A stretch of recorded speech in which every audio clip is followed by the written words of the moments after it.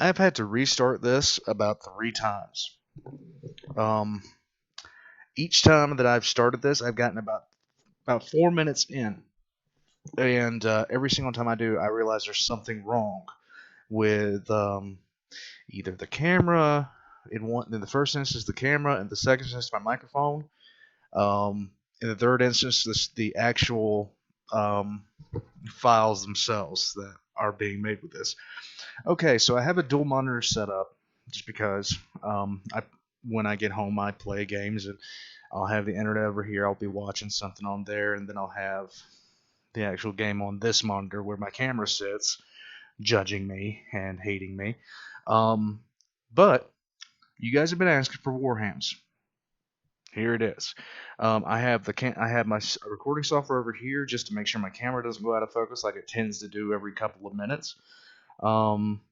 If I don't seem to be laughing that much at the first 4 minutes, it's because I've seen it about 3 times already. I was gonna film the introduction, but I decided not to because I got about halfway through that, and I was like, okay, this is just a basic introduction. I'll check out the test if you guys want me to, but for right now, we're just gonna get into this. Quick note, and I'm gonna put this on other videos that I make. I'm looking for music that I can put something to. I initially made a tribute video when I had 200 subscribers. I've surpassed 1,000. I want to make another one. But okay, here we go. Warhams episode 1. Meet Place Alpha. 3, 2, 1, go! Hope you all are excited for the beginning episode of Warhams! Make sure everything is good. I love that. Yeah, buddy! Yeah! I've been shot! Welcome, everybody. What? Alright, so, welcome, everyone, to Warhams. This is a Warhammer 40,000 tabletop RPG show, and I am your host, Zoran the Bear, and I would like to bring it around the horn, basically introducing all of the players in our lovely Game Master. So, the person who is playing Pie Brain is... Speaker D! I'm the leader of the team. And just for people who are referenced on TTS and stuff, what characters have you voiced in TTS? I have voiced Vect, I have voiced the Emperor, I have voiced Commissar A, I have voiced Inriam Spectre, and many others. Excellent. And then further coming down, we have someone playing Reeve Van Horn, who was our Inquisitor Acolyte. I've and seen you up are until the point where they played start by... introducing more. Arundel. Arundel is here. Hello, that is I. I am me. Hello. And Arundel, what has your contributions been to the Emperor Head of Tisk, the Speech Device universe? Well, I voice act sparingly, small bit parts here and there. No one particularly valuable at times, but I am one of the writers, and so is Speaker D, and I'm really surprised you didn't bring that up. I forgot. How can you forget? Right. Writers. You and I butt heads frequently on this. How can you forget? I'm going to beat you. The wars have left deep scars. I'm going to hit you with a rake. Stop. Okay. And, Don't judge me. and also, and quickly, Speaker D, what type of character are you playing? I am playing the Scutarius probationary tech priest, Pie Brain, who is rather eccentric individual. And Nerdell, you want to talk about your character real quick? Just like what his class is, archetype, etc. Yes, he is an Ordo Xenos inquisitorial acolyte. He is learning to understand xenobiology so he can use it to better the Imperium of Man, or just so he can vivisect things, because he does that a lot, I will hope. Okay. Excellent. And then, of course, we have our captain of our lovely ship that'll bring us out throughout various objectives of the Crusade, Captain Zedek, and he is played by... Hoagie Crow, thank you very much. As much as Brain may think he's the real brains of the operation, I'm clearly the guy in charge here, and future hero of the Imperium, by the way. And, you want to talk about your character real quick, who he is, what he does? So, Captain Zedek is our resident rogue trader, pilot of the ship. I don't know if we're going to reveal the name of that ship yet. But We'll find out as we go. They will. very cocky, but has a heart of gold as much as he tries to be a gallivanting rogue trader as so many people he's idolized before. And with that, of course, even though we have our band of things, of course, I am also playing Lauren, who is a pretty much a sanctioned psyker and who is basically crazy. Even though we're all here together, we're here to suffer at the hands of the true star of the show, who is the game master, Thurston Hillman. Thank you so much, sir, for coming over and game mastering for us. Would you like to talk about yourself a little bit? Well, that's a lie. I'm not like a professional, game master. I'm just here to torture you. That's what I was hired for. Hello. Like, okay. Hi. Now I haven't seen anything left. Was that? Yes. No. I'm Thurston Hillman. Fine. I'm going. I'm Thurston Hillman. I do game stuff, and I'm here to inflict pain upon all of these players, and I look forward to it. You will see some ridiculous stuff that Alpha and I have put together as part of the creation of this vestigial limb of TTS. And that is definitely a thing. A majority of this is basically in the universe of the TTS universe and all that stuff. So any kooky banana stuff you've obviously seen from the shows, you might kind of see here. And of course, you might be wondering, wow, this is an overlay with a bunch of stuff on it. What's going on here? How do things work?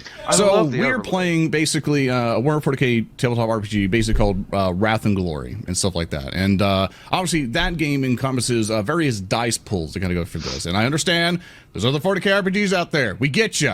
We really like them too. But just for string compatibility, we did this one. We might play some of those later on. But other than that, all these dice basically have a purpose. The ones that you kind of see at the bottom left are called glory die, which they will be depleting now. These we use for various things. You kind of see them kind of either below the Twitch video player in the About section if you're on mobile, and you'll be able to see kind of the little things that they do. They'll kind of be explained as the show goes on, but they kind of help with like improving rolls whenever we need them or doing some extra damage. Makes sense. The things you can kind of see on Brian's character there, you can kind of see the dice kind of flicker on and off. Those are called Wrath dice. They're basically kind of like, oh, we need to re-roll some failed rolls that happened, or we want to use them to influence the story in some way. It's a very story-driven game. But of course, the red dice at the bottom right are called Ruin dice here, in which all... I have been wanting to get back into doing something like this for a long time. All these dice were custom made, which artist, I can't remember his name exactly right now because I can't find my credit list. He did an amazing job on this. Like, it is superb on what he's done with all this art. And basically, the Game Master starts with 4 ruin points at this point, and you guys are able to influence the game. One of the things we wanted to do is basically allow you guys to help support the show, which you'll see the little things at the bottom left there in that little blue section, on how you can influence the game and on how these kind of affect the game as they go. Of course, it does bring up some concerns. Some people be like, well, what if someone who has a bigger wallet than me comes in and tries to pay to win the game and mess it up? One of the things we want to emphasize is that, and Spickety, check your mic thing. It's now hot mic in there. Oh. And basically on what it's, what we want to do, we want to have a good show first. So if you see that we're capped on dice, like right now we're capped on Wrath dice, we're not banking things. We're not doing extra. We're not going to say, oh, I donated 500 thingamajigs. That person's supposed to have 10 dice now. We're not doing that. A show first. We want to make sure you have a good time, and if we don't want someone to come in and like drop a whole bunch of stuff to mess up the game. We're here to have a really good time first, make sure you guys have a good time with us, and we don't want someone's wallet like completely messing up the game. So that's the one thing we want to basically lay down is a hard rule. Once those dice are full, we can't give any more, no matter how much gets put in. Can't give any more. So we want to make sure you enjoy the show, and we actually get to enjoy the game so that you can enjoy that in proxy. So, with all of that, Thurston. Yes.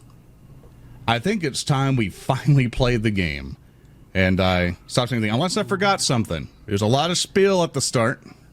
I think we're good to go. I think there's just a couple things I'm going to tack onto that. The first of which is we're running a role-playing game on a stream with a whole bunch of people in chat.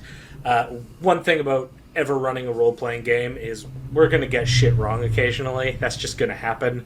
If you're someone who's familiar with Wrath and Glory, feel free to call us out. It's the only way we're going to get better. We'll probably just move on, but call us out. Don't, like, if we're doing something wrong, we want to make sure we got it right. So that's rule number one.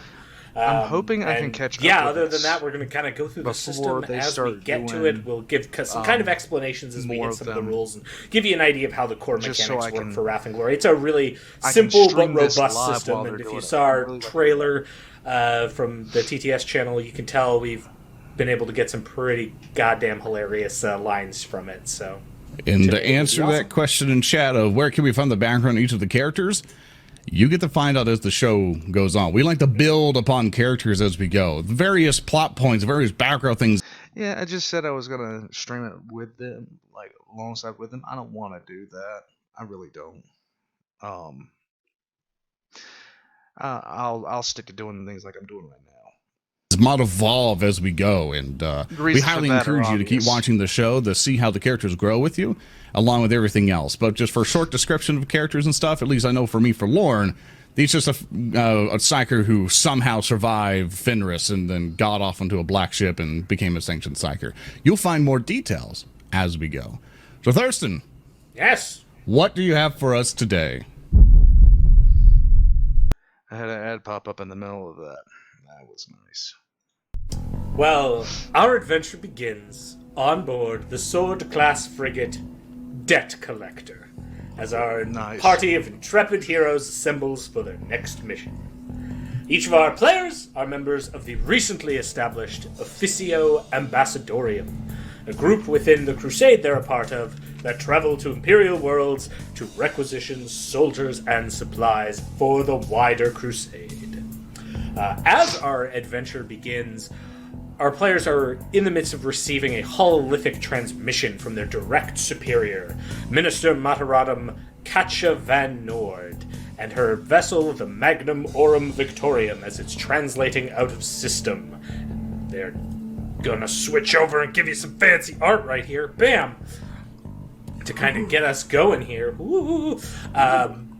And so all of you are in the command deck of the Debt Collector in sort of a cradled area where you can have private hololithic conversations. In this case, Katja van Noord is giving you your initial briefing. So this green light sprays out from a projector, and inside of which there's this hololithic representation of Katja van Noord, and she provides you with a greeting. Greetings, adequate agents of the Crusade, Adequate and agents. passable members of the Officio Ambassadorium. Passable. Yes, passable. I bring tidings of your next mission in service to the glorious Imperium of mankind. You are to travel to the world of Fathom 4 and investigate the disappearance of a previously dispatched embassy. The failure and disappearance of this prior embassy has necessitated the Crusade's leadership to dispatch 2 other embassies, yourselves and one other, to investigate what has transpired on this world. You will travel to the planet's southern hemisphere, where you will make contact with the local leadership to learn what has occurred on this planet, and begin your work in extracting the requisite tithe, in this case, foodstuffs, and a regiment of at least 1,000 souls. Captain Zedek, your vessel will stay in orbit to provide necessary support. You and the rest of your embassy will take a shuttle down to the surface and meet with the largest settlement you can detect. Now, I expect that I will entertain any questions you may have about your mission, and stating that, I expect there will be some asinine comment from Lorne to kick things off. Go fuck yourself. No, fuck you. You can't talk to him like that. What gives Yeah, you the you right? You can't talk to me like that at all. She fidgets with a diamond necklace that has her symbol of office now perfectly adhered to it, and she just takes her mechadendrite-like hands. Oh, I believe I can talk to you like this. What do you mean? We got you that necklace. Lorne, So you did, and it's lovely. What, Reeb? I bid you for just a moment, Lorne, to remember that she can, unfortunately, tell us what we are doing. Though I do respect your spunk, in this particular occasion, could you please redirect it to something more pressing, like listening? Oh, that's a good point. I'll try to listen. Well, as I've said, I've given you the primary mission. Do you have any questions about what I've said so far? Anything you would like me to expand upon? Brain raises his hand. Your brain Yes, raises his hand. servant of the machine god. My name is Pie Brain. Yes, Pie Brain. Yes. I must ask, why are you sending other inferior ambassadorial agents? It's very clear that we are your most adequate and best passable agents.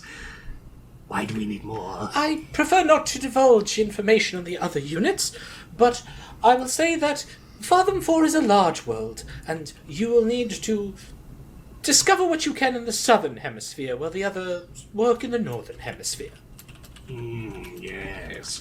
But it is to be understood that the points awarded for our success will be pooled between the lot of us. Is that correct? Ah, yes. You refer to your ambassadorial score as part of this mission. I do. Well, I can assure you that should you succeed in finding out what happened to the prior embassy, as well as achieving your objectives of acquiring necessary foodstuffs and your regiment of 1,000 souls for the crusade, that you will receive points. Points? Points. Yes. More points, as usual. Points. Excellent.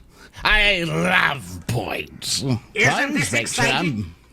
Yes, it is exciting. It makes sure we're better than that other team. I know. How many points do the other teams have compared to us? You will have to find that out after you complete this mission. This will be a defining start. All of the previous missions you have partaken in really have been wiped clean as test missions for this. What? Yes. Oh. Well then. So it was all for naught. Just for that diamond necklace. Oh no, she's like handling this diamond necklace like, oh, it was not for naught. Right. Oh, Zedek will raise his hand see. ever so slightly. But I will assure you that should you increase your embassy's ambassadorial score, and more importantly, make the great mission's prime diagram go up, she kind of looks Prime wistfully diagram? off, then you will be rewarded. But now is not the time to discuss the intricacies of our point system. You have a mission. Do you have any other questions about where you're going, what you will be expected to do? Captain Zedek will raise his hand ever so slightly. Yes, Captain. Yes, Moderatum, is there any information you can offer us on why why they've gone missing? Yet another group of Imperial ambassadors have gone missing. All I know about the previous group that was sent is that it consisted of a varied group, much like yourselves. There was an engine seer of the Adeptus Mechanicus, an Imperial Guardsman from the death world of Catachan, a rather boisterous preacher, and a talented chirurgeon. Okay. What's a chirurgeon? She looks at Reeb slightly. As though I look confused. at Reeb as her hologram looks at Reeb. So, Lorne, if you're not Yes? overly familiar with what a medic is, or indeed anyone who performs surgical I haven't acts, heard that word. Normally we call those old men who put leaves on your legs. Yes, but I don't do that because, well, let's just say that putting leaves on people's legs is not a imperial standard quality medical attempt. Mine is much better, I assure you, and so would chirurgeon. Now, what I can tell you is that the other group was dispatched to the planet roughly a half solar cycle ago, a Terran standard. They were supposed to check in after 30 days, but failed to do so. Nice. We are now sending you and the other team as follow-up to investigate. Well, I can Ezra. only speak to the incredible tragedy that they could not claim their points, and we will look forward to competing against the other teams with the utmost sportsmanship. Okay, so I agree. Captain, Yes, I assume you know the planet and everything we're going to, correct? How close as are we? always. Well, I could tell you in just a moment. I would like to make a scholar check for that. Yeah, totally. Give me a scholar check to see what you know about Fathom 4. With pleasure. Yeah. Okay, how's this gonna work? So a complication to start us off. So you see, I was going to say it was going to be a complication no matter what, which is an excellent way to describe this. Someone already donated to make sure that was a complication no matter what.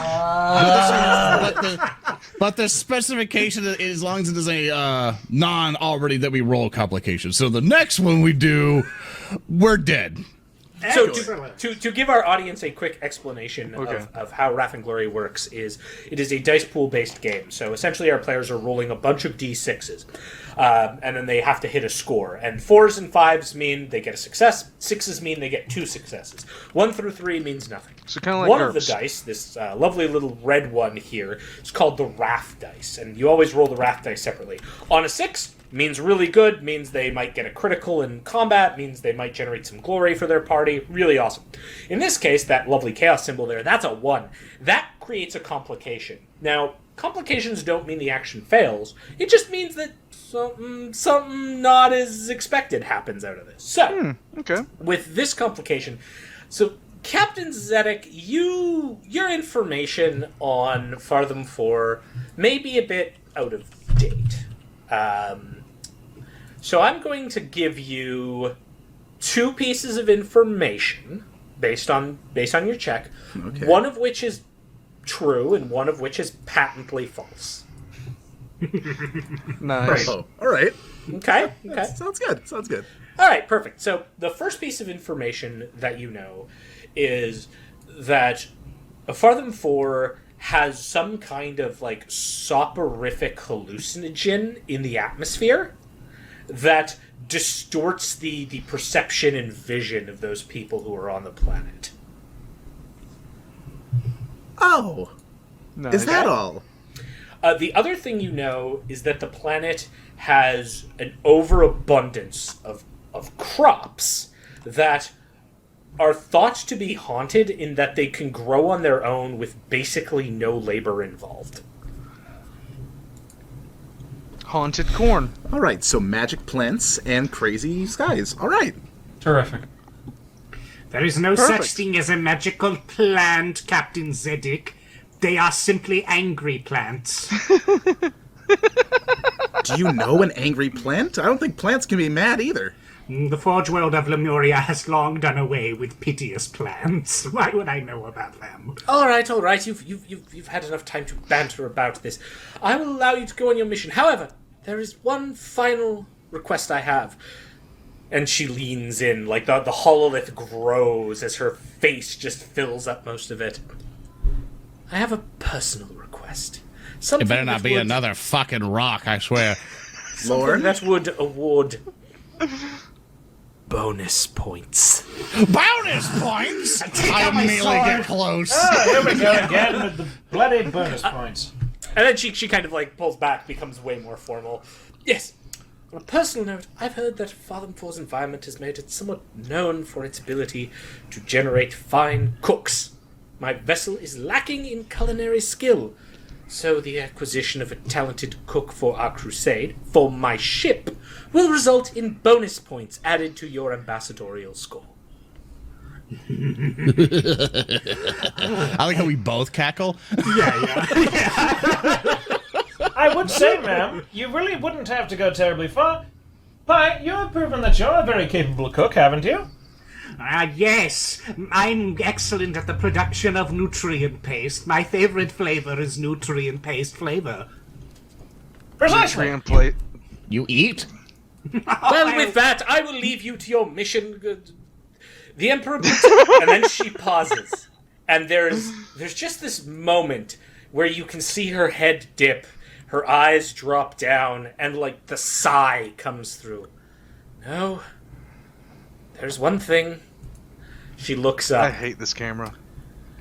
As we are communicating via hololith, I cannot provide the requisite big hug to your group. So instead, I give you my, kind of like grits her teeth, my best wishes in accomplishing your mission, knowing that in the future, when we meet in flesh, we will partake in the mandatory big hug ritual, and then the HoloLens cuts out. What's this? What? Can I scholar check to figure out what the fuck the hug Yeah, is? absolutely. Excellent. I will now go full to my excellent skills of I put everything in the psychic stuff and Yes. rolled a 0. Yeah, nice scholar Oh check. wow. That's going to be a complication, technically. That will because of our lovely chat helping us out. So I'm going to give you one piece of true information and one piece of false information. Okay. So you would know that the big hug ritual is something that is part of all ambassadorial briefings, and is something that is mandated. However, what you also know is that mandate comes from the Codex Familiaris, which is sort of the textbook of the Officio Ambassadorium. Now, what you also know is that it's said that order came expressly from a Primarch. In this case, it came expressly from the Primarch Corvus Corax. Bullshit. That's what I thought. That came from Vulcan. I believe it. That came from Also, Vulcan. speaker, fix your mic sensitivity. If you're doing push to talk, just adjust yourself there. You're cutting yourself off. But yes, I see that. I don't know who this person is, but I don't know why he would want to hug me or make hug protocols. But I'm creeped out. All right, let's continue on to the thing. Captain, are we on our way? Suppose there's no time like the present. Let's get ready I'm gonna- to find more terrible things. Actually, I want to check up on the tribes down below the ship, and I go to a computer terminal, and I access it, and I see they're all saying Corvus hugs, Corvus, like they're yes. chanting mad. I'm like, oh, the tribes and the debt collector are must have got the word about the hugs. Tell me, Captain. Oh joy, they're revolving I have a Again? again. Captain. You know, Yes, Reed. Begging your pardon, but do you know anything about the climate of this planet? I understand that the worlds of the Imperium are varied, extremely varied. Please tell me we are going somewhere a bit more tropical. I really wish to have something a bit more close to home for me. Well, it depends on your definition of a tropical paradise. I can tell you that it's possible the planet's atmosphere contains some kind of hallucinogenic agent that affects its denizens in ways unknown to me. But it is equally likely that that same atmosphere contains a exotic species of crop that grows on its own. And apparently they have good cooks too. So You hear boots slam to attention at the door outside of the command nest chamber you're in, and you see your second in command sharply standing at attention. Captain Zedek, the shuttle is prepared. I am the law. Oh no, it's him again. Hello! What is the name of your screaming creature, Zedek? My name is Lieutenant Reinert Ransom. Ryan Ransom. Oh, it's you ready? Ransom again on the debt collector. Wonderful. Are you here to yell at me again? I'm not here to yell at anyone except for the captain, and I am here to let the captain know that the Arvis is prepared to depart. Oh, you can yell at him. I don't care about that. And I'm just gonna start, hobbling to the fucking lander. thank you, Ransom. I, as always, appreciate your very... Should you require it, he leans in. We can bombard any part of that planet you need. Yes, I'm appreciably aware that we can bomb the planet. That's, as always, our last resort. Though, Corporal Ransom, I do have one question. How is that new pilot trainee doing? Oh, well, we have a new servitor installed in the shuttle. The pilot trainee is still not quite up to snuff, so instead you'll be using a servitor for this flight. Oh, he's doing well, is he? He hasn't jettisoned himself out the airlock yet. Not yet. I mean, what Capital! What happened to that other one where we tore his spine out looking for batteries? Yes, what That one happened is to that other currently one? being repaired, so we have a new servitor that has been installed. You'll get to greet that servitor in just a few minutes when you go to the landing bay. Oh, great. Brain, I do have one request, though. Please don't mess with this one this time. I can't hear you. I'm down the hall. You're good. Bye. And I'm like already heading there. Yeah, okay. So is everyone basically just following now and heading towards the office? I'm following Brain. Let's go. Reeb's following behind, let's trying to think go. of inoculations he can make for this atmosphere. Bring a rebreather. That's So- all I'm going to say. So because the debt collector is a bit of an older, slightly more run-down vessel, there doesn't have quite the best of things on it. Best For of example, things. the only weapons that are really available on here are las guns and auto guns. And the shuttle bay is currently filled with nothing but Arvis lighters, which are like unarmed ferrying shuttles back and forth. The shuttle you're approaching, Captain Zedek, do you have a name for this particular shuttle that you're taking down to the surface? Yes, this one actually it came with a shuttle. This one is called Punitive Damages. Oh, punitive damages. Okay, excellent. Punitive I will damages. Mark that down. Yeah, an and old you horse, but approach she it, works and well. the back hatch of it is open. As you've kind of gone on these shuttles before, you know that they have sort of just this rear hatch that opens up and admits crew in, and everyone sort of sits in a back cargo area. As you come in, you can see that there is a servitor pilot who is half cradled into the pilot seat, clearly attached and not able to move out of it. Greetings. Aye. Hello again, Servitor. What is your designate? My designation is Mystery Gamer 09. What a peculiar name. That's weird. Regardless, I get inside of the Arvis, strap myself in, and I hold on to like a safety railing, scared for my life. Do you have any relation to Mystery Gamer 0X? He served not as make the this a toilet point. inspector. Oh. Alright. I guess. Please be seated. The automatic launch systems will be activating shortly. Wait, this one's very slow. Can you modify him to hurry up? Ah, yes. No.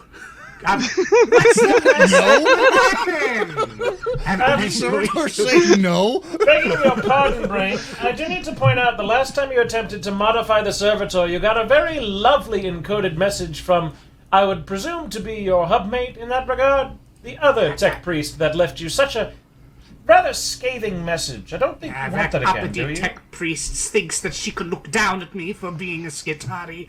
Well, it's not like we listen to her anyway. Well, I'm we going have figure to, out- unfortunately. We cannot turn off our ears. Well, I'm sorry for your loss.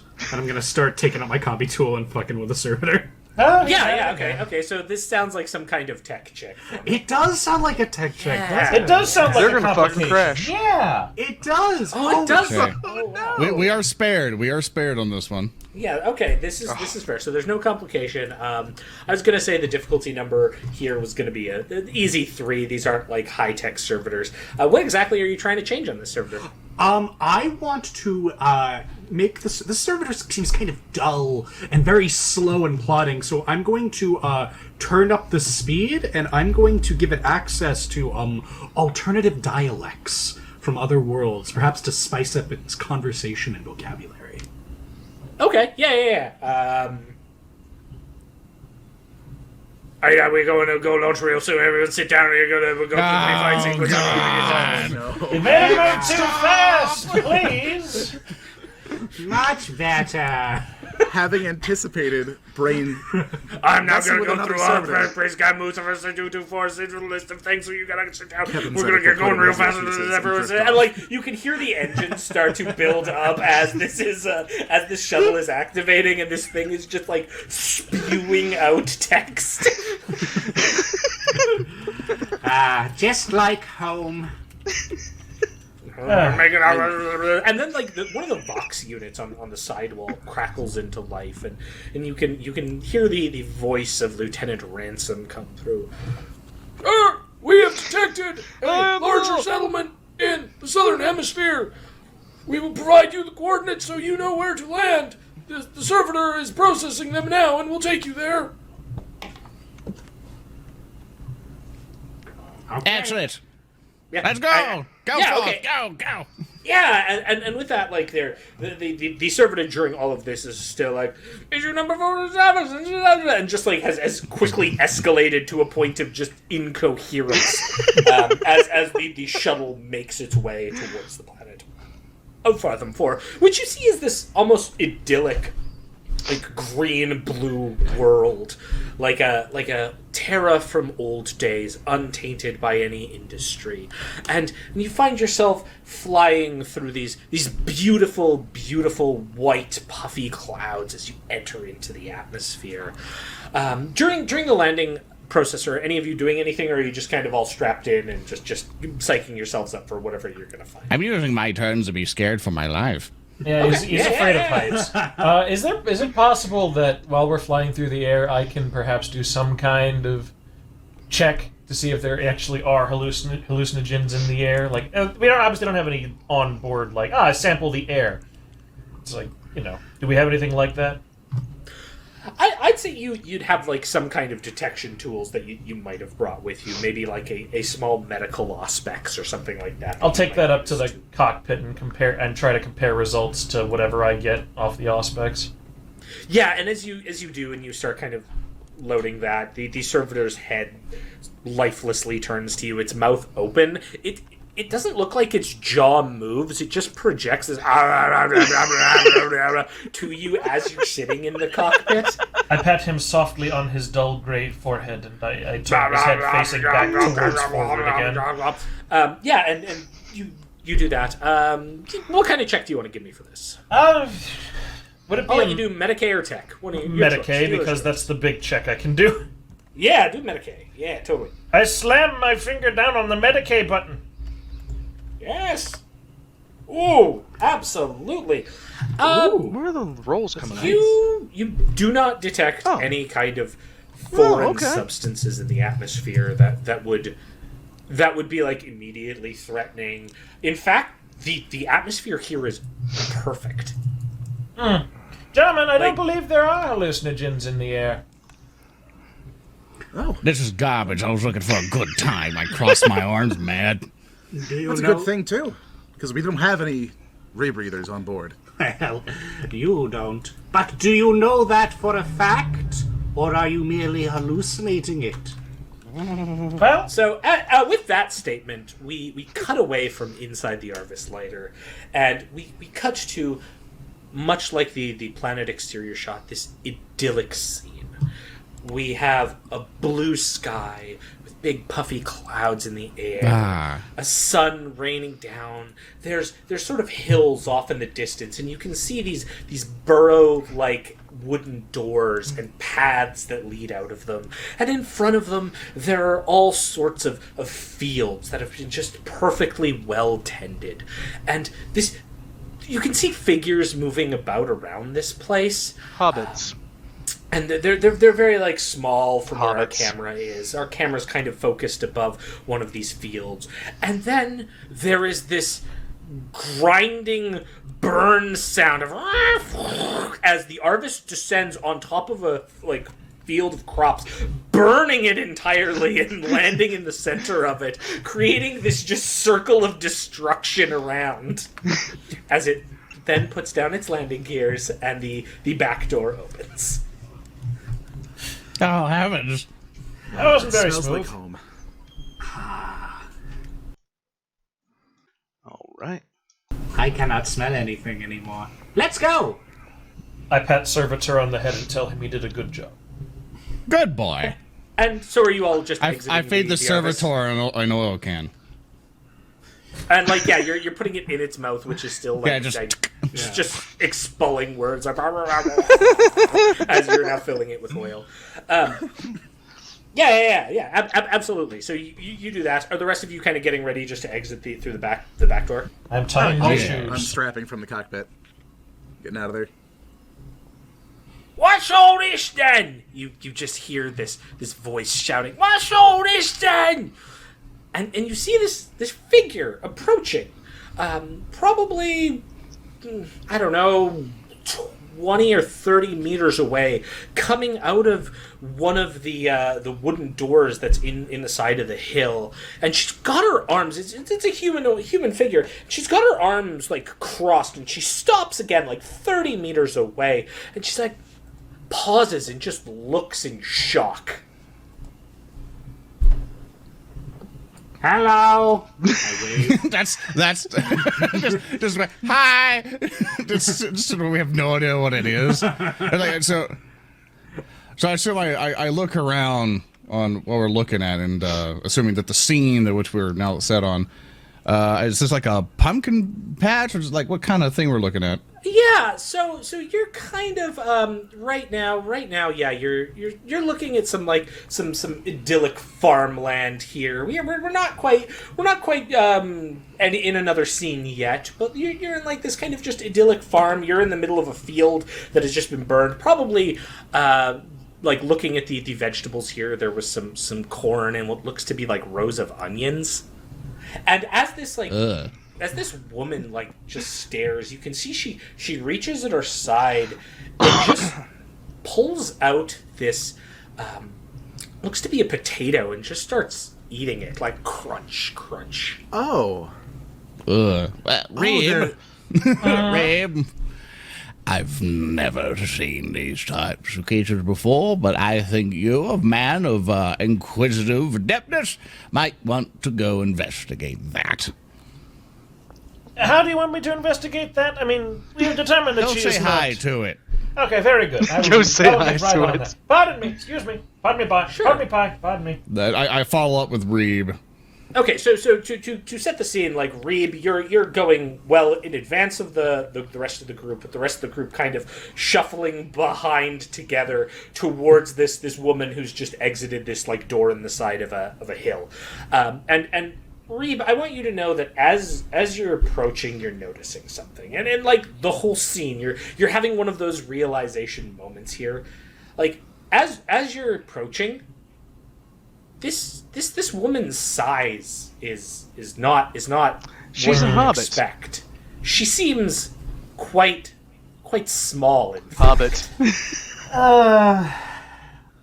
Excuse me. So of my knowledge of the Imperium, do I have Yes. do I have an old copy of White Dwarf in my inventory?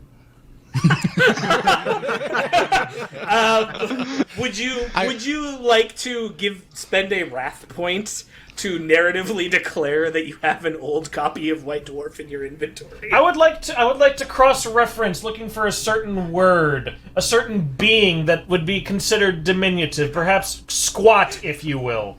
And also, please give me a notepad later so I can choke Alpha to death. So you pull out this copy of White Dwarf, kind of flipping it, holding it like side by side with this woman on the page, and you're like, no, like this isn't lining up, and you're going through another, like you're kind of going through pages of this like White Dwarf trying to figure it, and it's like, you know, Homo sapien rotundus. You're like, no, this doesn't quite match. Not a frog, not a you- rat person. What is this? You flip the page and you get to Homo sapien minimus and kind of like line it up, and you're like, oh yeah, this line's It's a up real hobbit. good. Hey, Reeb, what is the official layman's term of that word? Please align with me, Thurston. Is this a ratling or is this a squat? It is a rattling. I hate to break it to you, but we are not dealing with the now defunct and permanently annihilated race of beings known as the squats, as I had once presumed, but in fact, our diminutive friends, the ratlings. Hello, ma'am. That is quite a nice-looking root vegetable you're taking. Please, allow me to take a look at that. And we'll just get quieter as I get much... Jesus Christ. Yeah. And you. Hey, is this supposed to look like this? Oh dear. Yes. Yes. This Why is the sun a rattling?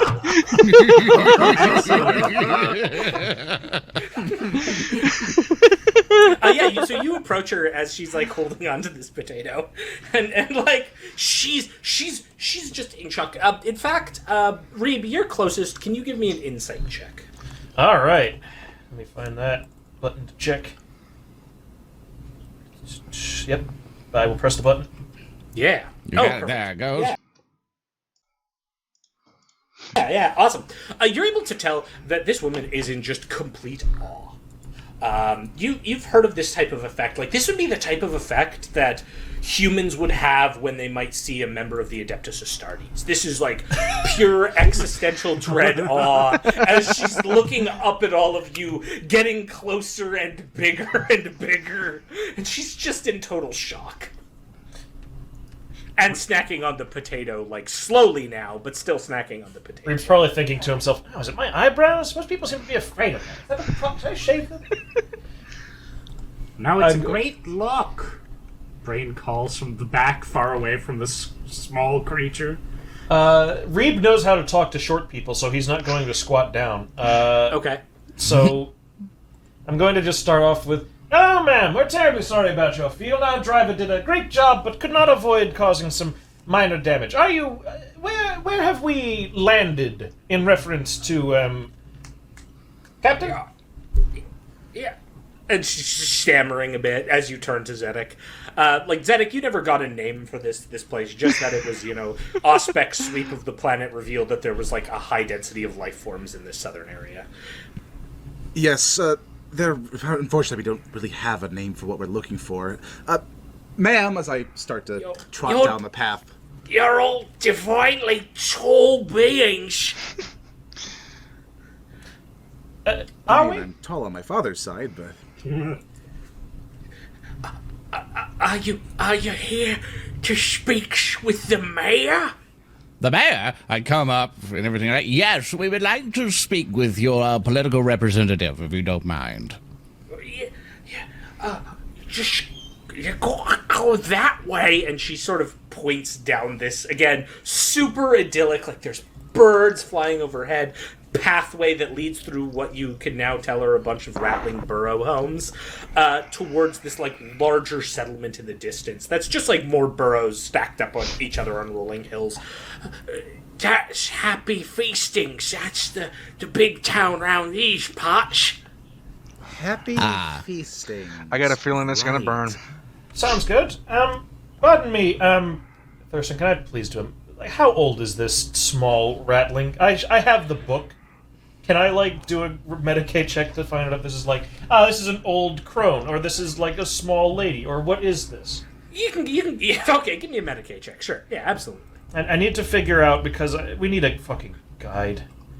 What the fuck? What are we? Rattlings! Alpha Busa! Destroy!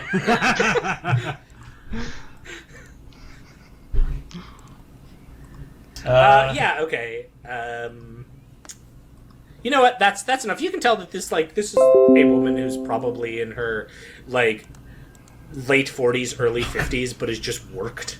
Has worked on the farm, but not hard. Like, this isn't someone who's like worked a hard life. It's more that they've been outside in the sun and kind of pruned and withered. But, like, this person has, like, doesn't lift things. They don't do much work.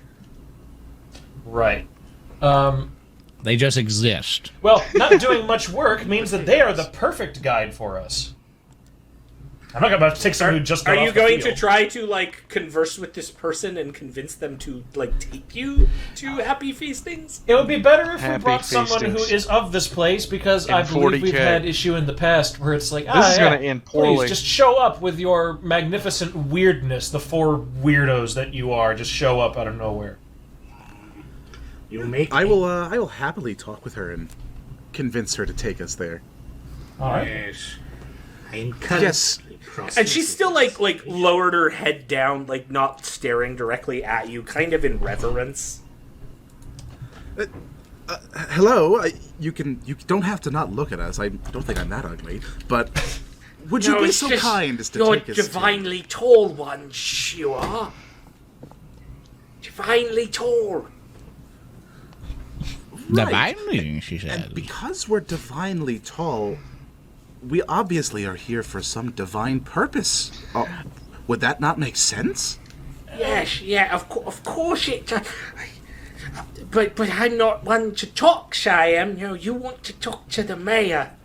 Exactly. You are quite smart. would you be so kind? Would you do us the honor of guiding us to your mayor? Nods. Yeah. Well, I could maybe. Okay, what kind of skill? Like, are you looking at persuasion here? Oh, absolutely. Yeah, give me a persuasion check. Totally.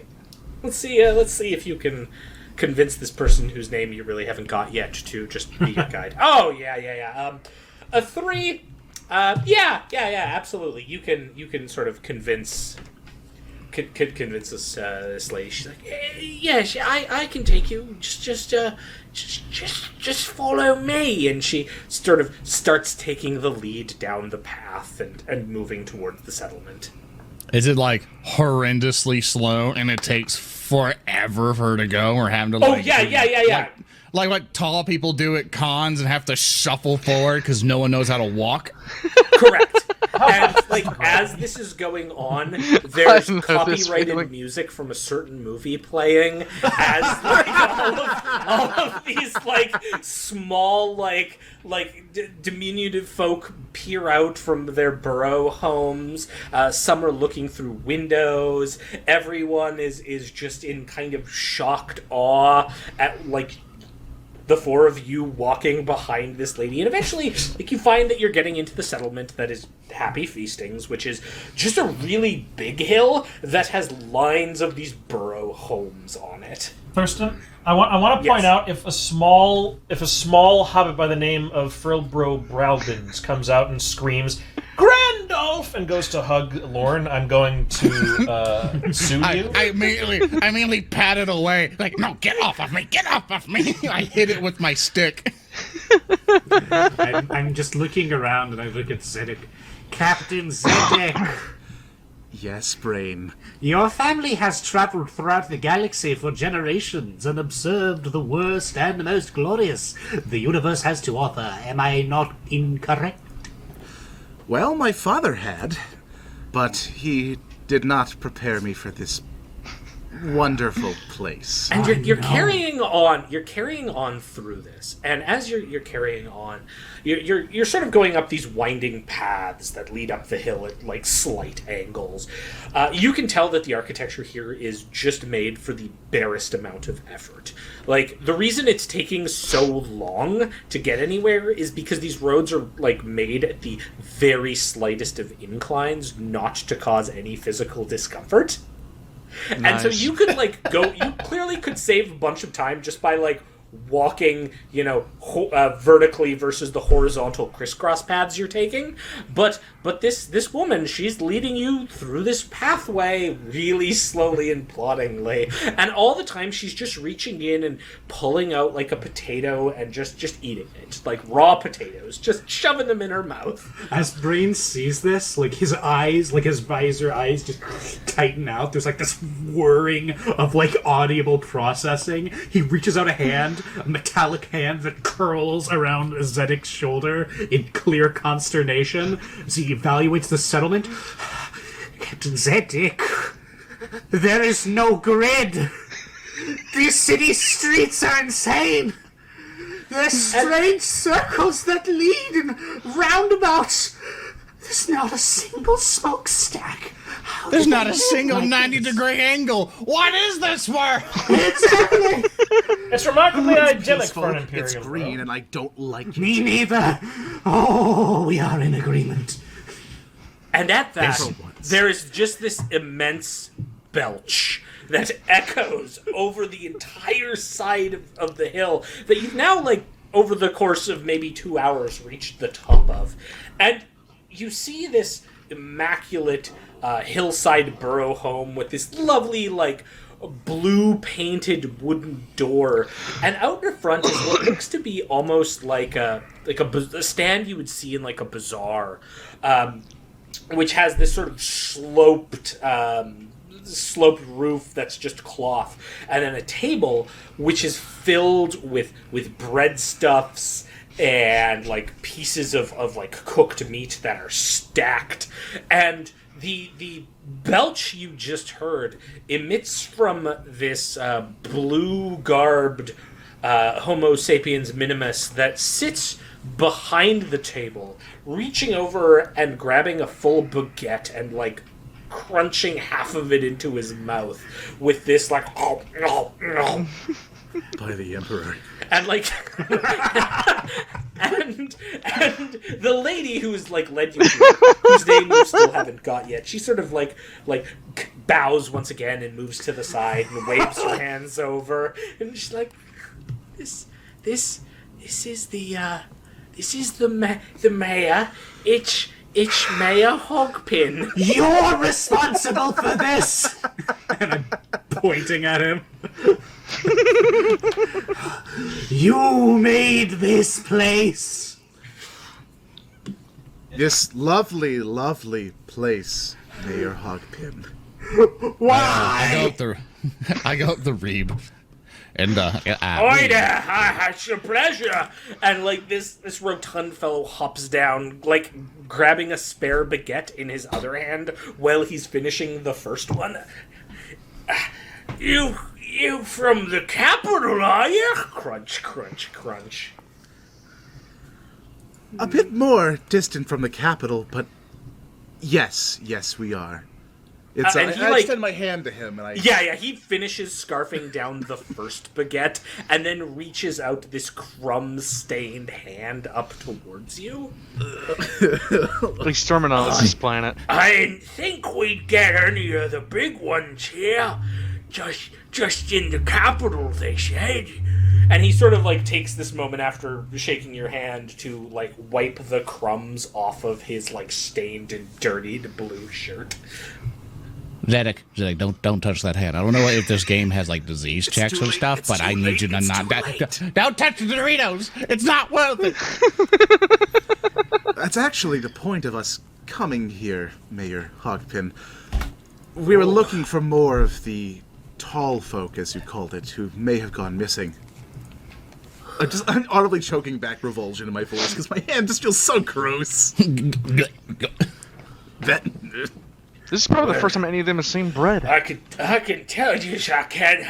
The tall ones came here a few months back. Said they're in the capital now, and they's be living gods sent from the Emperor himself to watch over Fathom for they was. What is it saying?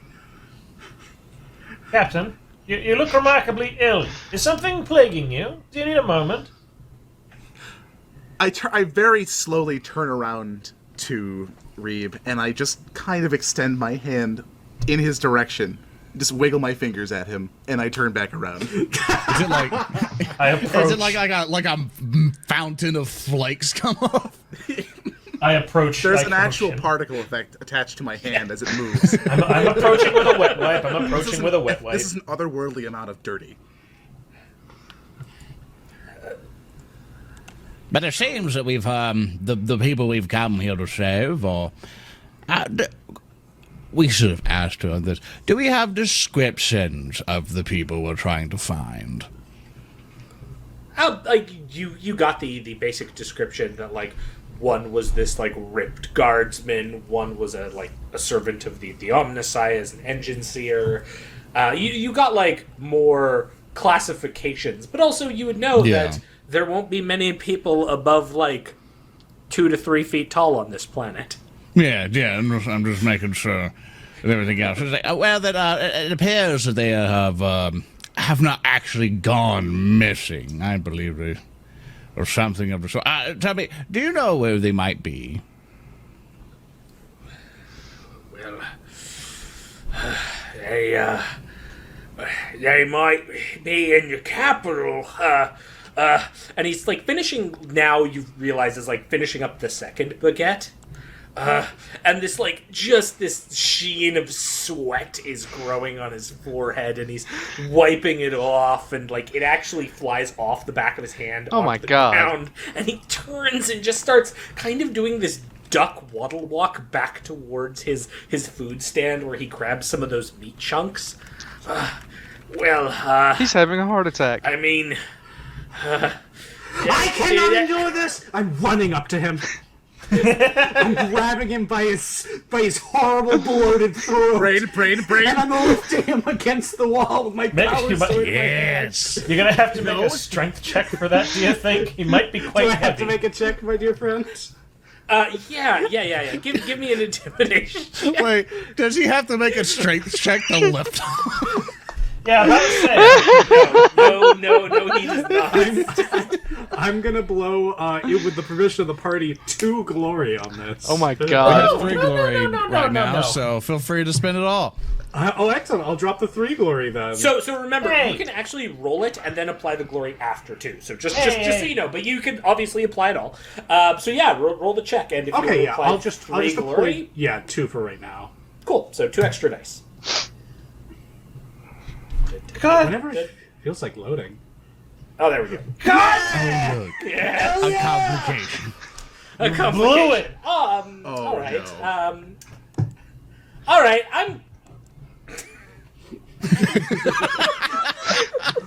How you gotta complicate this one? Can it be to the point where he's lifting him? There may have been a nut or something loose in his arm, and the colossal weight of this rattling. He goes, "Oh God! Oh, my left arm!" No, and knowing it just Arlick, starts he's gonna give the disintegrating. poor fucker a heart attack. Oh gosh. I mean, there's so many options here. He that could or- soil that- himself. He could. Like, That or the mayor just passes out. You know what? All right. You are going to lift him up and let's see what's a good. Roll me a d6 actually. Hell yeah, I would Yeah, love to. roll me a d6. I'd love nothing more. What do we got there? We got a 5. Okay. Okay, absolutely. Yeah. You lift him up, but as was stated, you weren't expecting quite this much bulk, and in your rage, you're not like quite. You're not quite able to angle your lift, so you go to lift, and then this sudden, like, unexpected weight, and you try to, like, pivot one way, but you pivot the other way, and instead of, like, pushing him up against the wall, which was probably your intent, you actually just drop him on the table of food that causes it to break, and is now, like, surrounded by baguettes and, like, a pile of meat chunks, and he's kind of sobbing and reaches over and is, like, stuffing some of this food that is on the ground into his face as he says, I am stomping on his hand. No, you are not. And I got my sword pointed at her. And I listen here, you 16-piece chicken McNobody. Your turkey basting gluttony. I want to know where the goddamn priest has gone. And you're going to tell me or buy the 16-piece chicken with nobody. motive force I'll have you and your entire honest community of Luddite electrolysts purged from memory.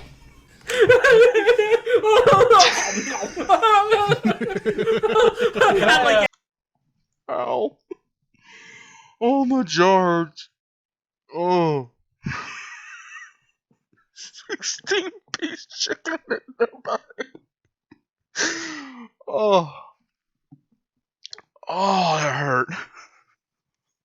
Yeah, he's like spewing food out of his mouth as you. Oh, the capital. Can I roll to vibe check the hell out of Brain? capital. I want to vibe Can everyone check who Brain. is not pie brain give me actually no, one sec. I have to roll a check here. Oh no. Which I think is like an immediate complication for me, right? Yeah, I think my first check is. Yeah, Oh, you what got a a complication. Yeah, okay. So I'm just gonna see if Chat it cursed you. succeeds. That's fair. I'm just rolling these dice. Okay, so I would get 1 success. Okay, so as this is all going on, like those of you who are not pie brain and involved in this sort of turn around and see this absolutely like diminutive form. We're talking like smaller than Hogpin, smaller than Prudence. This younger ratling who's standing there, just mouth completely agape at what they're seeing, and like clearly breathing like heavily, having just exerted themselves. Oh, hi. And I wave like nothing's going on. I assume a crowd has formed at this point. Going, what are you Like, doing to our mayor? they're starting to, but like the child is here first, and like the farmer lady who's here is kind of like backed off and is sobbing against the side of the burrow home, and Mayor Hogpin's like sobs are just echoing down the mountainside now, as occasionally it's broken up by him still trying to like reach out with his still good hand to grab more food, and like this child just looks, he's like, Are you Geraldine once? Yeah, look, Captain Zedek. Yes, this is merely a game that we play in the Officio Ambassadorium. This is just a greeting we do to test people's mettle. Persuasion check, please. Sure. Sure. Now I'm panicking. I was waiting for it to be a complication. I was going to be so happy. It's just as He's bad. he's just kind of and like looking at Mayor Hogpin, looking up at all of you, looking. Is there a way in which I can assist him with my zero persuasion? Do you like you could roll your one fellowship dice if you want. Oh Yeah, no. my one thing. I come in and be like, listen here, nerds. Listen here, you small truck bits. We're here to find your defined ones, and I demand you bring them to us. They're in the capital. Where in the capital? They're in the capital in the equator. But that's A bunch of people from 40K tear us a haunted village. This is great. that's not why I'm here. We need help. Help with You what? need help with. Can I go pull brain off the mayor, please? Yeah. Like we need help, please. and that's Reeb's just like You thing two to have like. just ignored brain manhandling the mayor this whole time. You're just like, well, I guess we need to threaten this small child. Reeb's over here like, this is no one paying attention. To brain. Brain is about to. He looks like he's about to strangulate him. Brain at this point has forgotten that he was beating up the mayor, and it's just kind of been distracted by Lauren. I yank him directly in the direction of the rest of us, so he is away Yeah, from and the mayor. like the mayor is still using his one good arm, still sobbing, picking up the food off the floor and like shoving it in his face. But the child, as you're like pulled over, like looks up at Lauren, like seeing some kind of compassionate soul, and just there's a joins a transpiring at the Grumble Tum Tum Farm. The fucking what? My instinct tells me to harm the child, but in my heart of hearts, I know I should not do that. DM, should I take 1 point of I- shock for that? I come down to the one who dared speak those fucking words at me.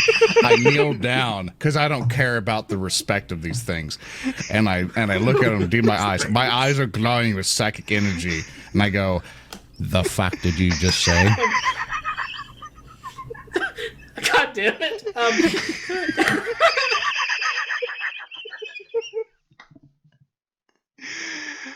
Oh my god.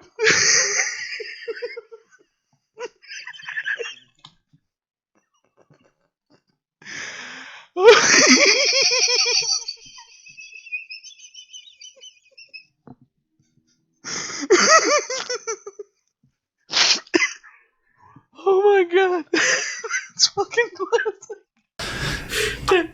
The Grumble Tum Tum Farm. The fucking grumble. Tom Fom. Captain Zedek What? would like to lean in and put his... Oh my god, I gotta stop.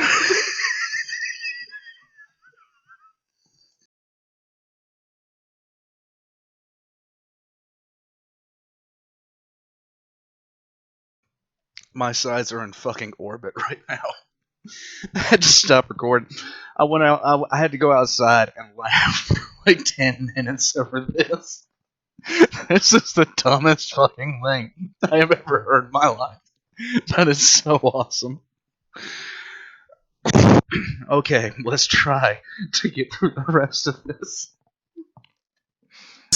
A gentle... I put a hand back to firm Zedek. hand on No, the you shoulder. just fucking wait. I got a moment here.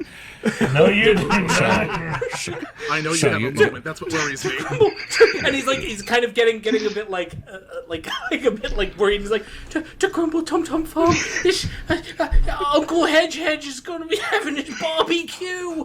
Fucking what? Intercede. I need to. Please let me straighten him up so we can talk to the small child respectfully. And like you just hear the mayor again, Hogpin, who's like still weeping in the corner. He's like, oh no, Hedge, he's the best barbecue chef in the Southern Hemisphere. He is. I don't care about the bar. Wait. Lauren, Points. chef. Points. I go back and I grab him by the shoulder. You tell me where this cook is right now. I want my points. Lord, stop shaking the child. You stop Lauren, it. speak I will with the shake lad the with some baby. respect. I Stand violently up shake straight. the rattling baby.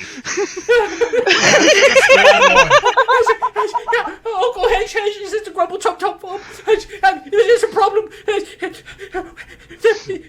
They shot a Geraldine. A Geraldine was coming. I during this moment, I want to spin a wrath because I'm an old man and I'll break my arms to influence the story to where I'm shaking this rattling thing and I'm bringing it up going like, point me to the direction of where this thing is. I need a cook to win. And I'm lifting this heavy child thing up. It's like, you tell me where it is now. Yeah. So I think like and any of you can step in and stop this from being the narrative direction we're going.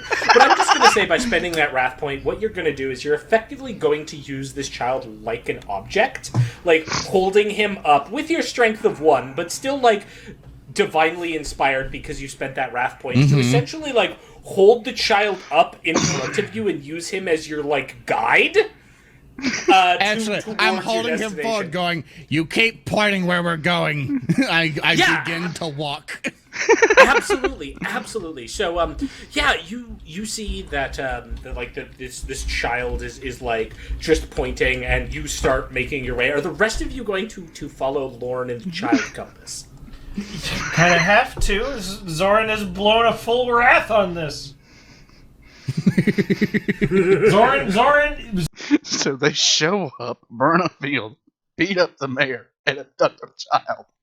This is already going swimmingly.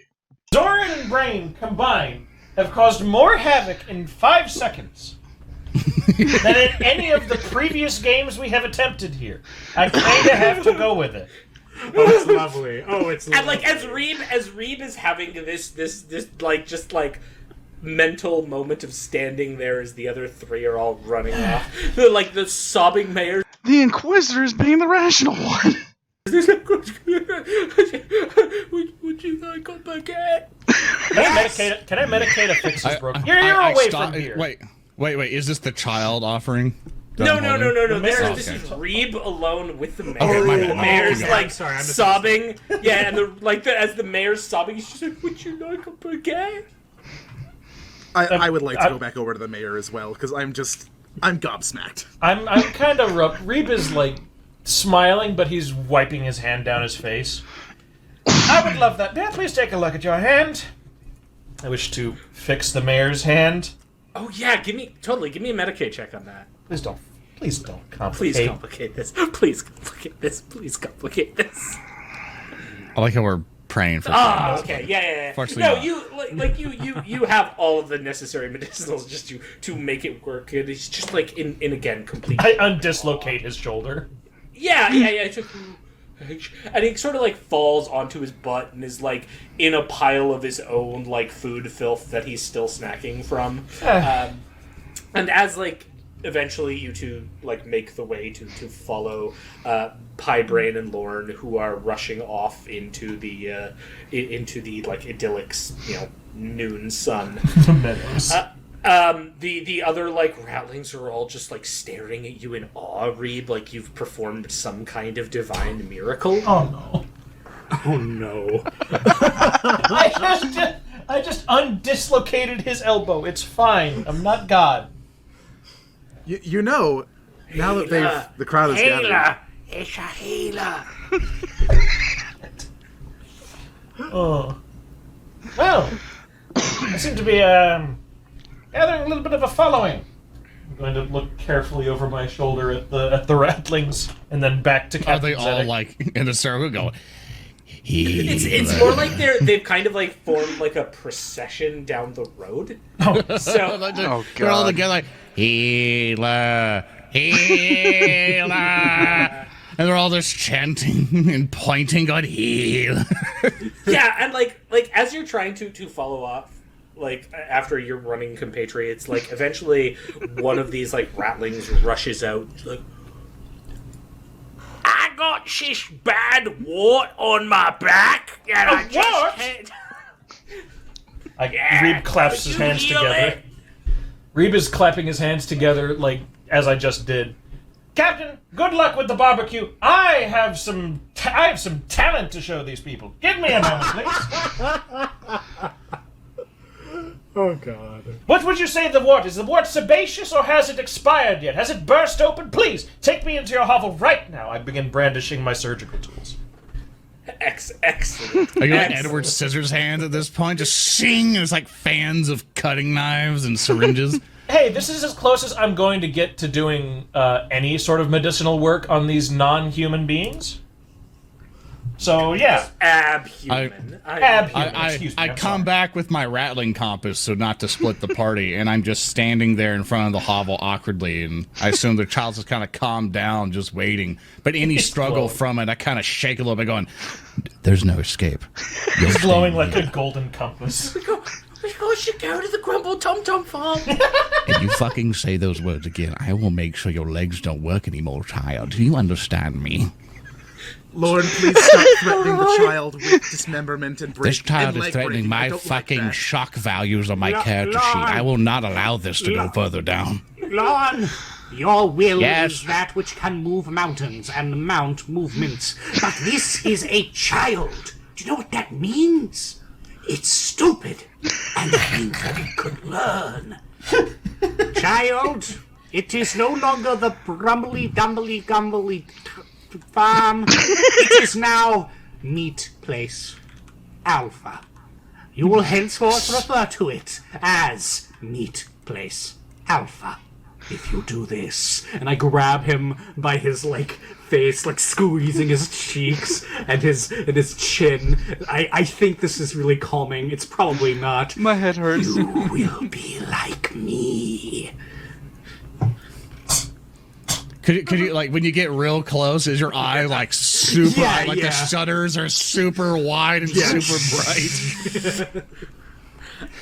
Yeah. Okay. Reeb, can you give me a can you give me one more Medicaid check to represent your saintly healing? On I these eviscerate the shit out of that wart. people? Oh yeah, you do. And you perform all of these like minor miracles, being stopped essentially every 10 minutes along the downward path.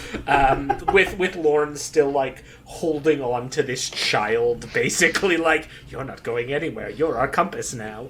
And yeah, so after a while, you manage to get like the utter like adoration and attention from people, and with that, you finally manage to kind of undo some of the negative will that might have been done by others in your companionship. And Others. No. yeah, I spin a rat. There's no negative to it. Can I? and then you eventually, having done that, can make your way to the Grumble Tum Tum Farm.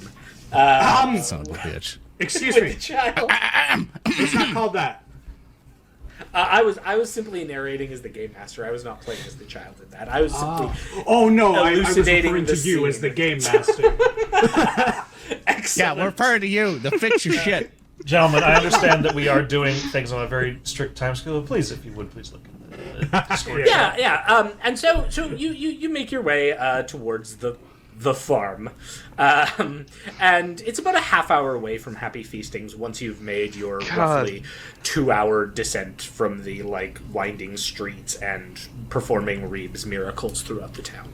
The farm lot itself is like a group of structures that are just assembled together. It looks like 3 buildings that are sort of placed right around each other with some, slightly raised small stone walls, which to you could easily step over, and then some farming fields all around. As you start approaching, though, there's a smell on the air of just cooked meat, and you can see this small waft of fog coming from the center of the outcropping of buildings.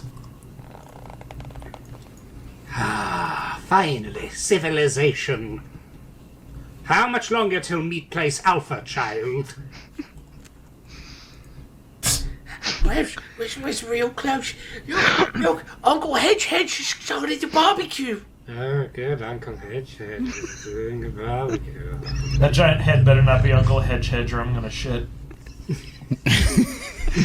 I come to Reeb and look, Reeb, we get to get our bonus points. You could Once have we done find it. this barbecue chef and see and taste the quality of his food, we'll get bonus points and we'll be winners. I sincerely look forward to it, but I believe you could have done it with a little bit less trauma. Look, We're not going to be. They're not going to remember us. It's not going to make monuments or tapestries of this horrid events. And I continue with Don't my... jinx From it. experience, I think this child will remember, Lorne. I'm pretty sure he will. Don't I jinx it. I stop and I look at Captain Zedek and say, at what point do you think this child will remember? Well, just mind wipe it, and then I continue on. I turn to Reed and I look at him with incredulity and say, in a matter of less than an hour, we have gone from dignitaries to terrorists to possibly both. I'm You're welcome. terrified for the outcome of this Uncle Hedge. Well, as long as we don't kill him, we should be good. So you finally reach the farm location, and there's various ratlings who pretty much are lazing about. 2 of them are just sort of leaning on the stone wall that allows entry towards the 3 central structures. Several more are milling about in the center, almost not quite a courtyard, but just the central space between the 3 buildings. There's this immense stone barbecue that has been set up here, that behind which is a character who looks up as you cross through the fence, and the small rattling compass child that Lorne is carrying points. He's like, look, it's Uncle Hedge. And we'll just share some art with our players here. Oh boy. Let's see. Yay. I'm excited. We'll say Garrett drew what this the one. fuck He did is an that? awesome job. Yes. I love Garrett. Garrett's great. Yeah, and so he just kind of looks up, well, just snacking on some sausages that he's just plucking off of the grill with super calloused hands, just grabs it off and bites in, juices going down his mouth, looks up, cocks his head to the side. You are Uncle Hedge, right? That's right. I'm Uncle Hedge. Oh no, A it can't pleasure speak to right. meet Reb, it can't speak correctly. I don't need this Big anymore. ones. It's Just drop the child. No. The child cannot remember.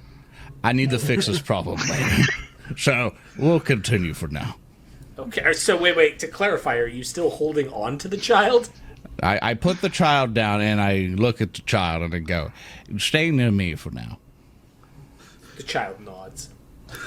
I will advance to Uncle Hedge and attempt to cure his lumbago, I guess. Yeah, you start like walking forward, and he's just grabbing more sausages off of the grill straight, while also throwing more meat on. You can also see that there's just like ratlings mulling about here that are clearly just walking up and taking stuff off of the grill and just eating it. And yeah, Hedge just looks up with his like little chef's hat and his kiss the cook stained schmuck. Are you here to help with the Geraldine problem? Yes, what manner of affliction is this Geraldine? Is it anywhere in your temples? Is it in your hands, your thumbs, your feet, your toes, your kidneys? Especially your kidneys. Kidneys, any sort of Geraldine in your kidneys could be quite bad. No. It's a Geraldine. We saw one on the property earlier. What? Don't worry about it. Keep it. Begging your pardon, small cook, what is a Geraldine? Since it does not appear to be a disease.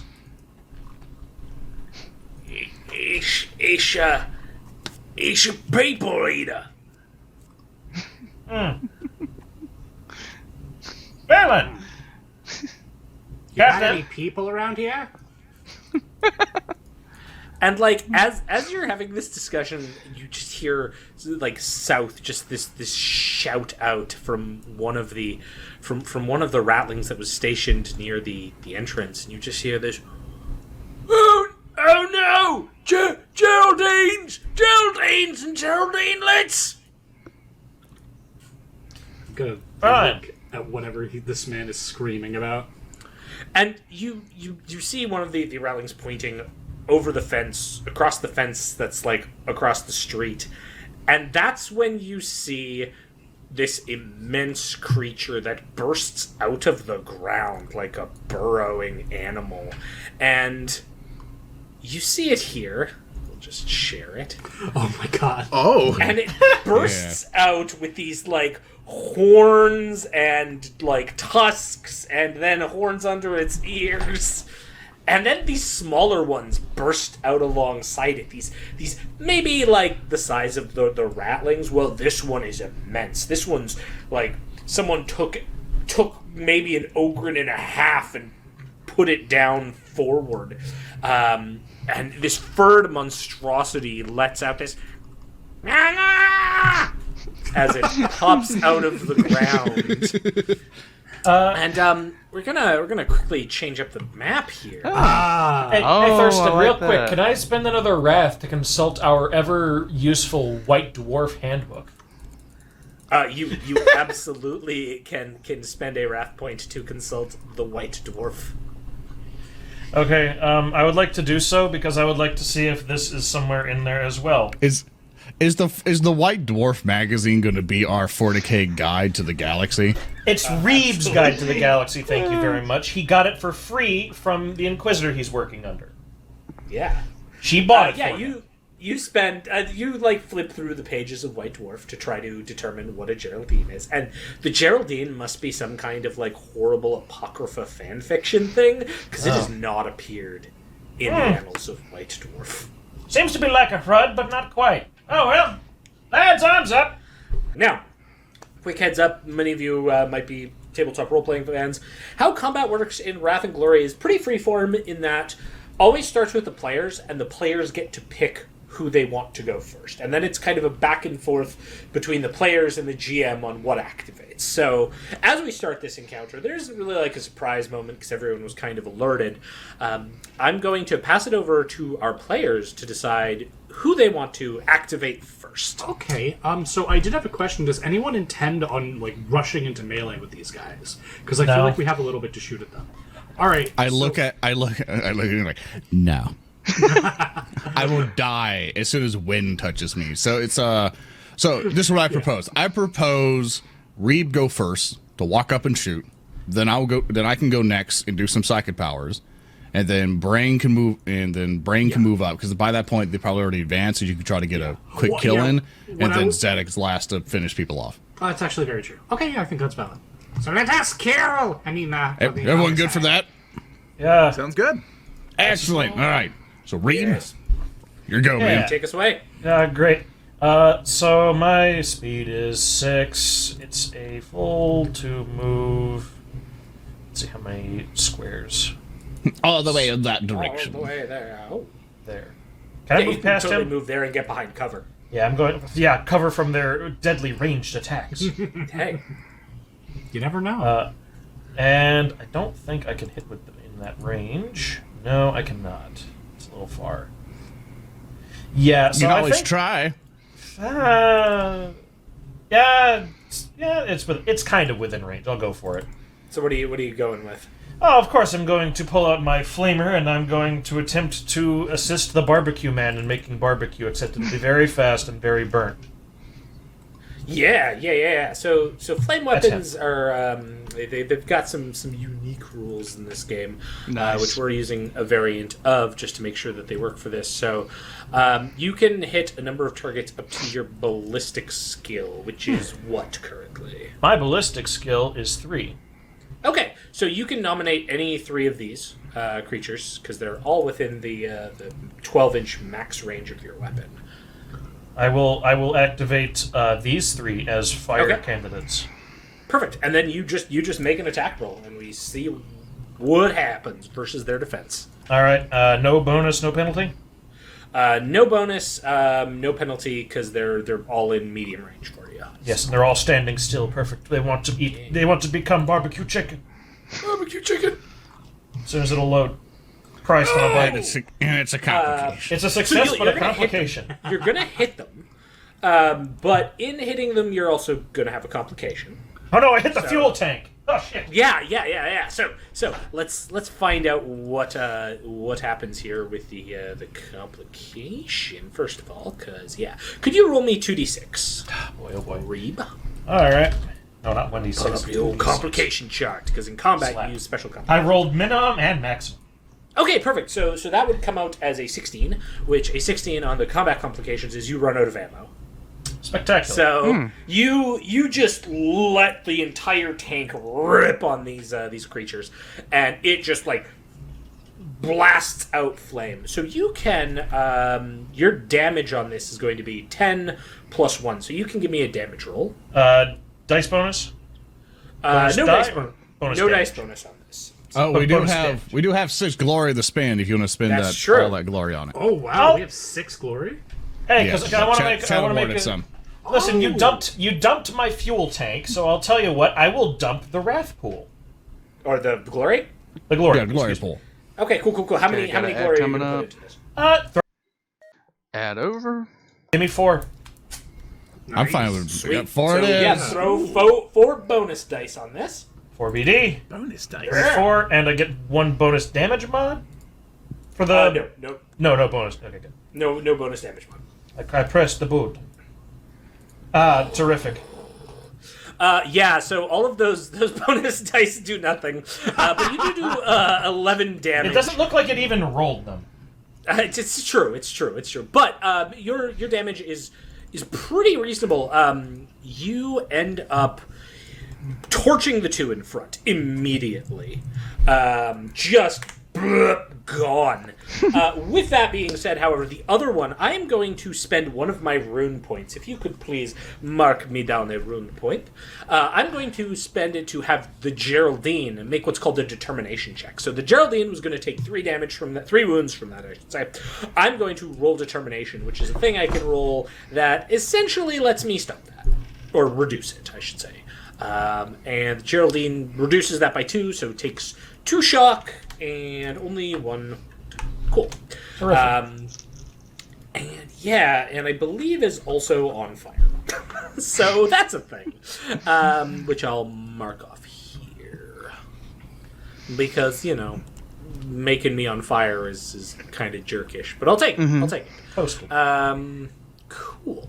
Yeah. So the first 2, you just go up behind there. You unload with your flamer. It clicks empty as you just burst through the tank. The first two let out this like screech, this meh. Now I'm gonna give a bit behind the scenes. Now you can tell that the death of these smaller ones triggers some kind of effect on the big creature.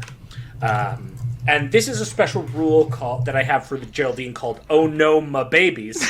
And you can tell that the Geraldine is none too happy that two of its offspring have been torched in front of it. Hi. And with that, Did you drink my Prometheum again? I only had a little. Why did I expend my entire tank in one go? This is your fault again. It's all right. We'll talk later.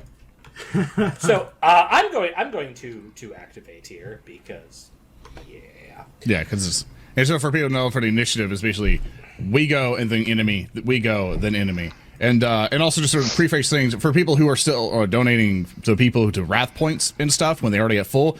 Once they're capped, we can't give them anymore. So I'll just take someone who donated, give it over to Reeb. So Reeb, you have one wrath point now.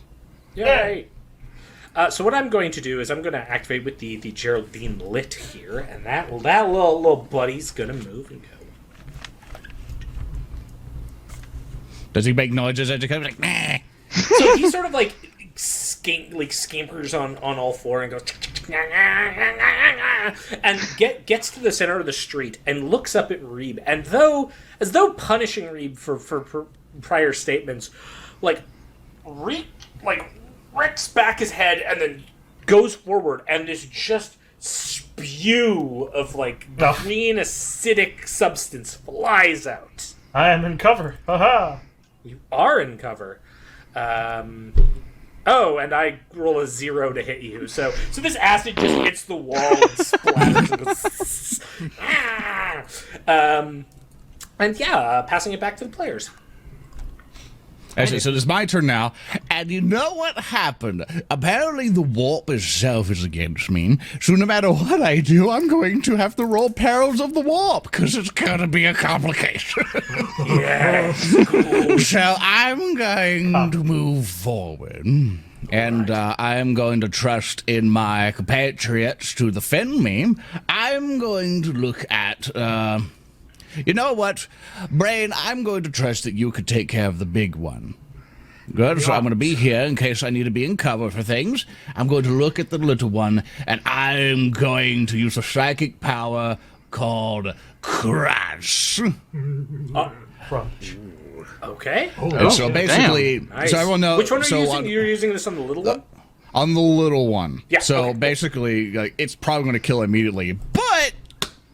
they donated it to complications, so Thurston, could you roll the perils of the warp for me? I like that you're... Why are you making me roll it? Why aren't you rolling it? I want you to be the one. Sorry, I do. So it's 2d6, so 2d6, 1, 2... yeah. Thurston, we So know I you got a derive 61. pleasure from this. 61, you're saying? I was waiting for you to read it for me. Yes. 61. The veil thins. The air within 25 meters of you thins, causing living creatures to suffer shortness of breath and dizziness. All creatures are hindered too. In addition, 1 wrath dice must be added to all your psychic tests for the remainder of this scene. So basically, Nice. you have an even bigger chance of a bigger chance of just causing more perils as you summon all this warp energy. And hindered for the rest of you is essentially +1 to all the difficulty on every test. Nice. And that's going to apply to every. DM, I raise my hand. Yes, So this hindrance comes in the form of the shortness of breath, is that correct? it is magical warp shortness of breath. I suppose I don't you have breathe. artificial breathing, so you're fine. Ah! Oh, joy. Always bet on Brain, baby. All right. That's why and- people probably want me to complicate things. So I assume that thing's defense is pretty low. So I'm going to upgrade the 2 6s I have there to be for my additional thing, which is +1 damage difficulty, the strength and willpower test, because Crush, basically, to describe the psychic power test for people, I reach out and I grasp my hand, and whatever my target is, or multiple targets, I basically grab it and, like, constrain it with psychic power so it can't move or do anything else. So, like, you will not move, and I'm, like, constricting it with great power. And it does 10 plus 1 additional damage die, and an additional damage die does activate, so I do 11 damage total to it. Yeah. And that is way more than enough to kill this poor thing. You like wring its neck psychically and toss it to the side, and it falls down, and you just hear this immense roar from the flaming Geraldine in the background. Yeah. Lauren, why'd you make a meatball? Yeah. Why'd you make a meatball? It's just like a little circle of meat now, just splats onto the road. Meatball. All right, so now that thing goes. It does go. So the Geraldine will go, and the Geraldine will move. Let's see here. 7. Okay.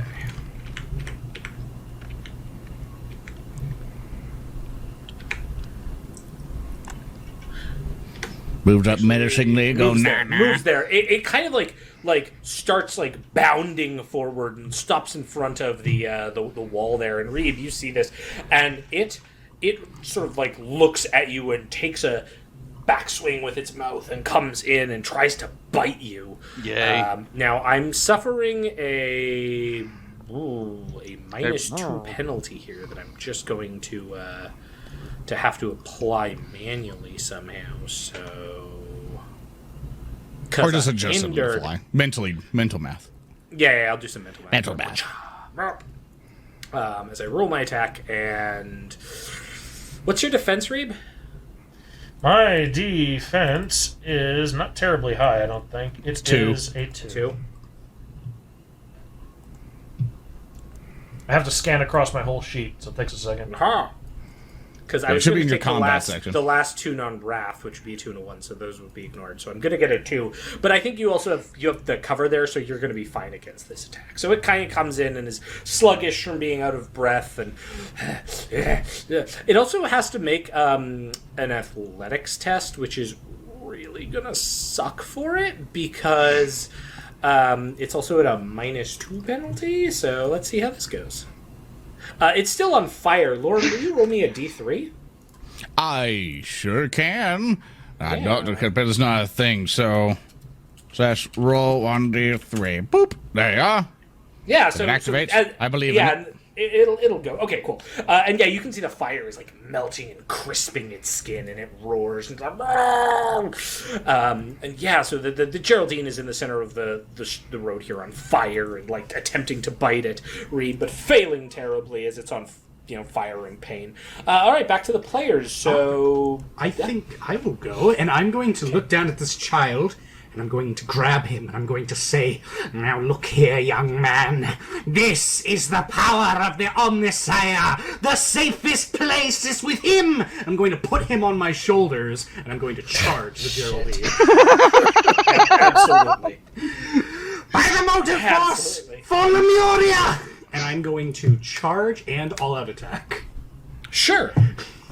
And so, taking my crackling power sword out as my servos crash under the grass underfoot, throwing plumes of dust as I advance, I'm going to begin calculating up what I'm getting here. I should be getting +1 for the attack. Yep. Okay. And I'm also getting +1 to complicate. What's up? You're going to complicate the hell out of this, I hope you know. I sure fucking hope I am. All right, let's swing our power sword. Wobomp. Okay. That is going to get a wrath. Yeah, do that reroll. Do that reroll. That's not Yep. that's not So a great how wrath points work, everybody, Yeah, is there we that go. basically, so everyone knows how the game works. He's already succeeded on 2 dice, so with a wrath point, he uses that to take all those failed dice and then re-roll them again, and that is just an addition what he made. So basically, he has 2 6s, which means +2 to result, and then normal successes, which are 4s or higher. So he has 3 hoorays and then 2 like mega hoorays. So he gets a total of 7. Nice. Cool. Yes, so I'm going to shift those 2 exalted dice over. 2 bonus damage. And then I'm going to get 2 for an all-out attack. And then I'm going to drop our 2 glory into this as well. Oh, wow, you are just going all in. Okay. I sure am. I'm fine with him spending the glory. Yes. Do it up. All right. So just bringing the sword down for 18 I think it's dead. points of damage. Yeah. So you like bring this down towards the Geraldine skull, shouting out praise for Forge World Lemuria, and you go down. But the powers of chaos are fickle. Soren, will you take a rune dice off for me there? Sure I'm can. going to You have spend 4 a left. Yeah, I'm going to spend a rune point here to have the Geraldine survive on 1 wound. As you just miss whatever its brain stem is, whatever like central thing, and then you pull the blade back out, and it looks up and just turns. So for those of you who want a bit of explanation, I can spend rune points anytime the players would kill an enemy, and basically say, nah, they live with 1 wound. So yeah, the Geraldine kind of still on fire, by the way, just looks at you and. Now that would be the end of the player action. I have my action, and all of the things that have acted for me have acted. So instead, what I'm going to do is I'm going to. Zedek's still got a turn. He does, but what I mean is I'm going to have a little Geraldine-let up out of the ground right there. You have a second one under us if you want that there too. Yeah, sorry, that one should not be. There you go. Yeah. Cool. So yeah, this Geraldine-let pops out of the like a burrow in the ground and looks around. I'm intimidated by its teeth. Zedek. Zedek, I'm going to give you a free action at the start of your turn. Can you give me an insight check, please? Absolutely. If my large, giant hands could click any faster, I would. Yeah. We believe in you. Go! Go forth and roll as it takes forever for the thing. 7 total, roll 20 work! There we go. Oh, it's a complication. Yeah. All right, so since this is a free action, I'm not going to use it to be like incredibly punishing. But what I'm going to say is, you do succeed on your insight check, and like you can tell all of these rattlings sitting around, like they just need someone to rustle them up and like get them going. Because you see, they have slings, they have farmer tools, like. Uncle Hedge has like a whole bunch of implements. They're all like just kind of standing around not doing anything yet, but you could easily muster them up. Now the complication is they seem to just be like way more indolent than usual, even in the face of this like kind of like looks like someone's dealing with the threat, so we don't have to. But you could tell you might be able to press them into action. You know what? I think that's exactly what Captain Zedek's going to do. Yeah, so I that would would be a love to- leadership test as an action. Oh, you could also absolutely. combine it with another action if you want to do something else. It just increases the difficulty by 2, which may be really bad because you're also out of breath and everything is difficulty 2 higher. So choking on the air at the moment, I'm going to stand up straight, look at this clearly handled situation ahead of me. Say, hey, Peanut Gallery! I know you're standing around waiting for the barbecue to be done, but there's work to be done too. Why not add another piece of meat to the fire and... Oh, God. Just hit that one. No, the leadership test for that. Yeah, give me a leadership test on that. Oh, yeah. So yeah, you can tell that they all kind of look up, like... And even Uncle Hedge, he's like, well, I suppose we could... do this. And If you kill it, you can eat it. You also, as like a player option, Captain Zedek, you can, at this point, now that you've successfully motivated them, you can spend a wrath point of yours to trigger Uncle Hedge's unique combat ability. Oh, God. Which I'm just going to tell you the name of. It's called Soups On.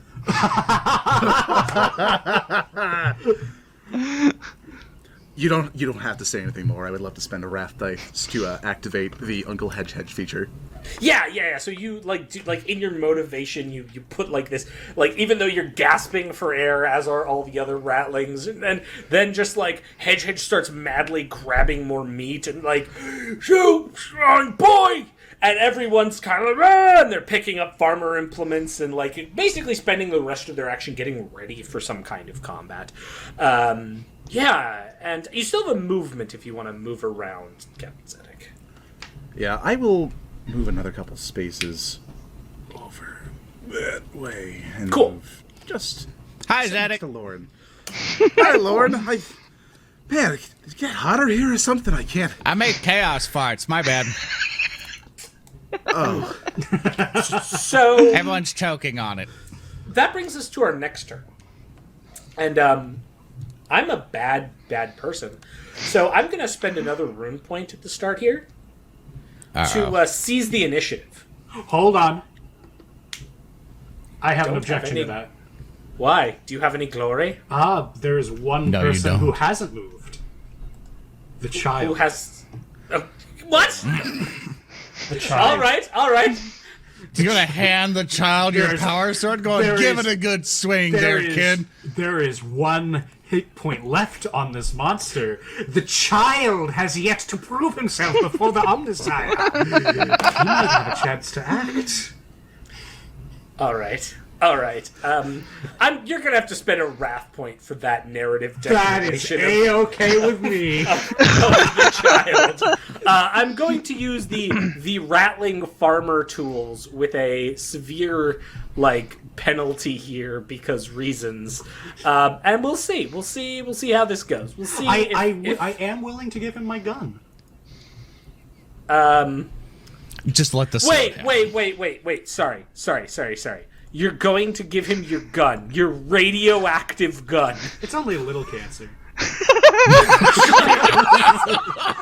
Can I use my one veto? I know Can I use was my one getting veto dark, to but just come cause on. pain? please do not cook the tater tot. Oh my gosh!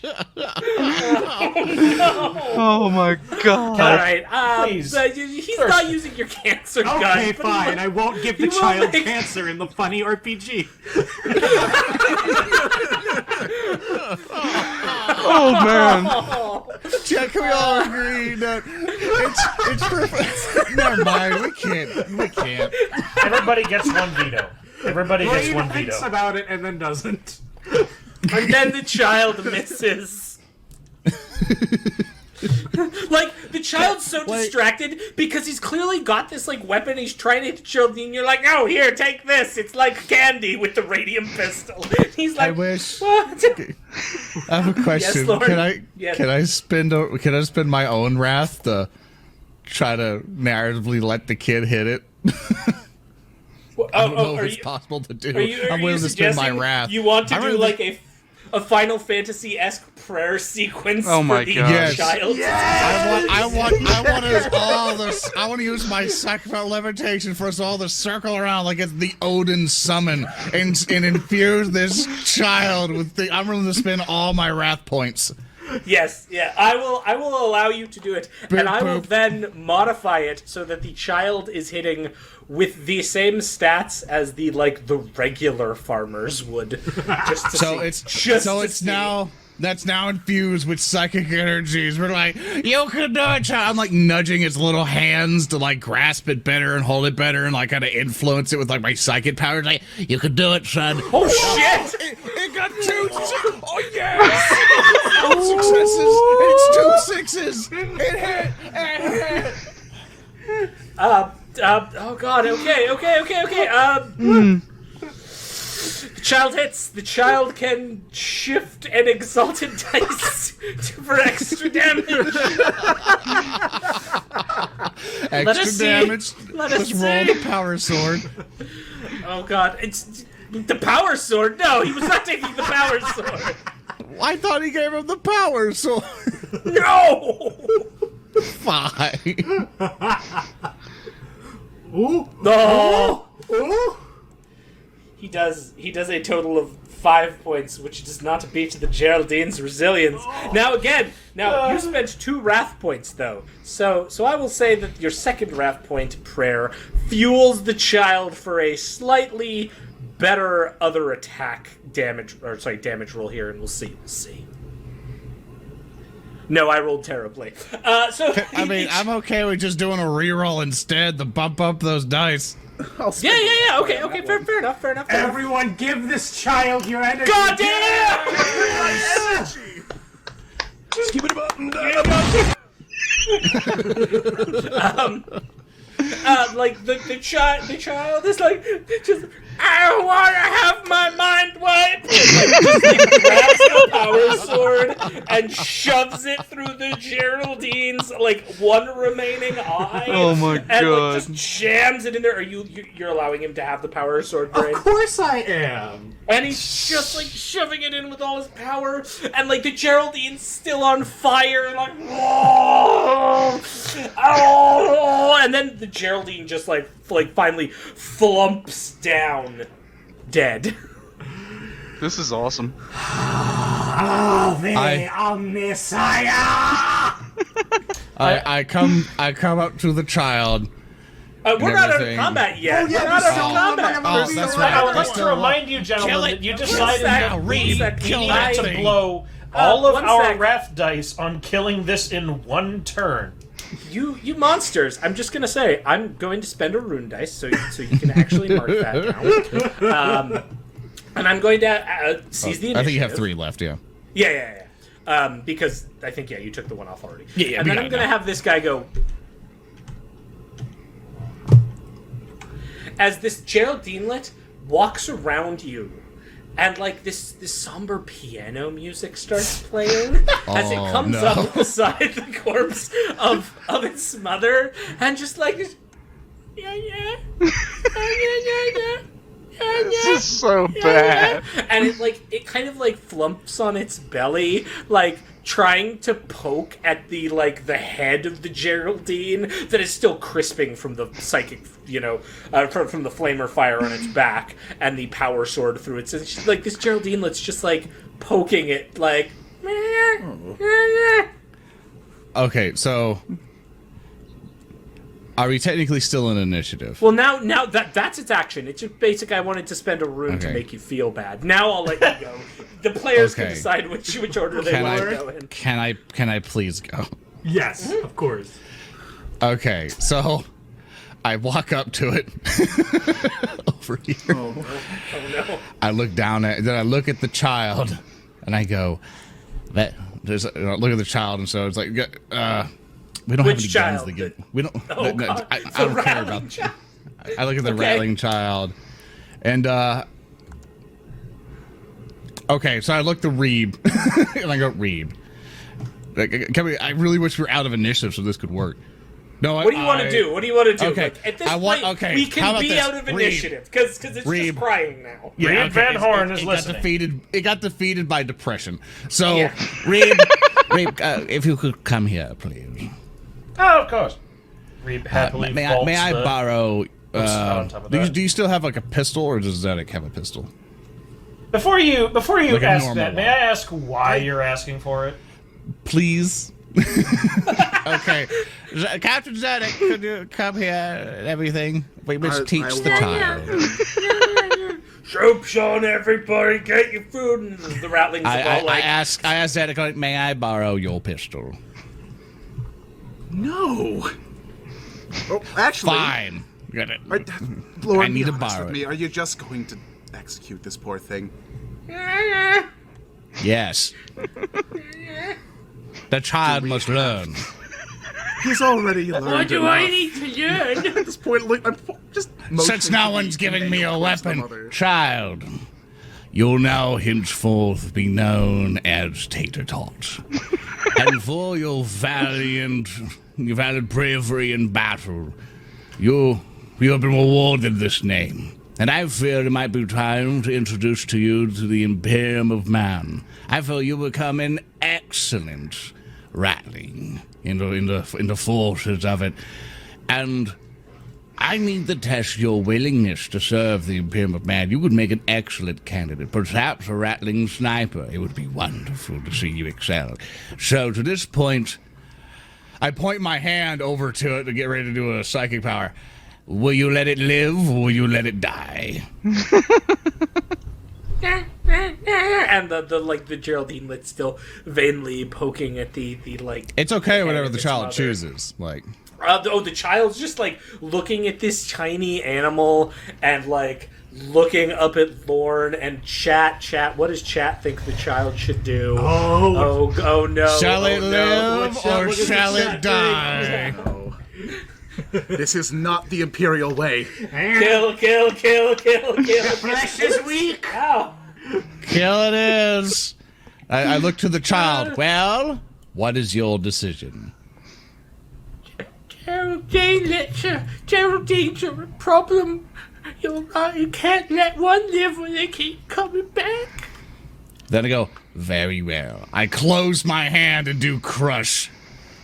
Can you also roll me another d6 because you have another bonus wrath dice on that? Because technically, That's right. Just one d6. I actually absolutely forgot to do it, and that's a 3. Okay, cool. Yeah, you snap its neck. Like there's. Oh no, way I to don't do snap its neck. I pretty much go, no. good. I basically see it into like a ball as tiny as I can make it, and I bury it in the dirt. Zoran the bear confirmed for Psycho. This is the 41st millennium. It ain't cute. You're living in the 20th century. You like. I'm Tater Tot.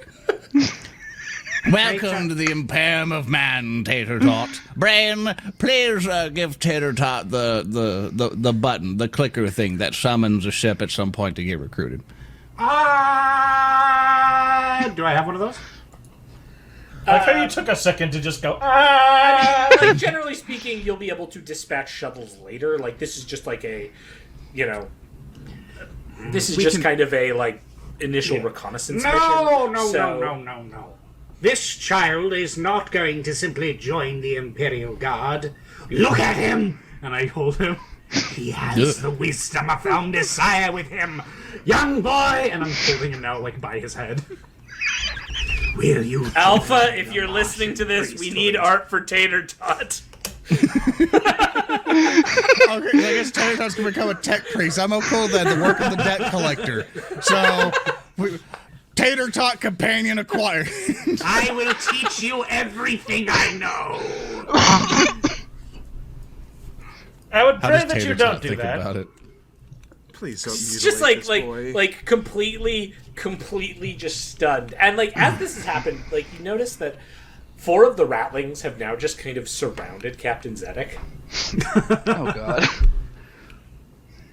I suppose that means dinner's ready, boys. Excellent. We follow you.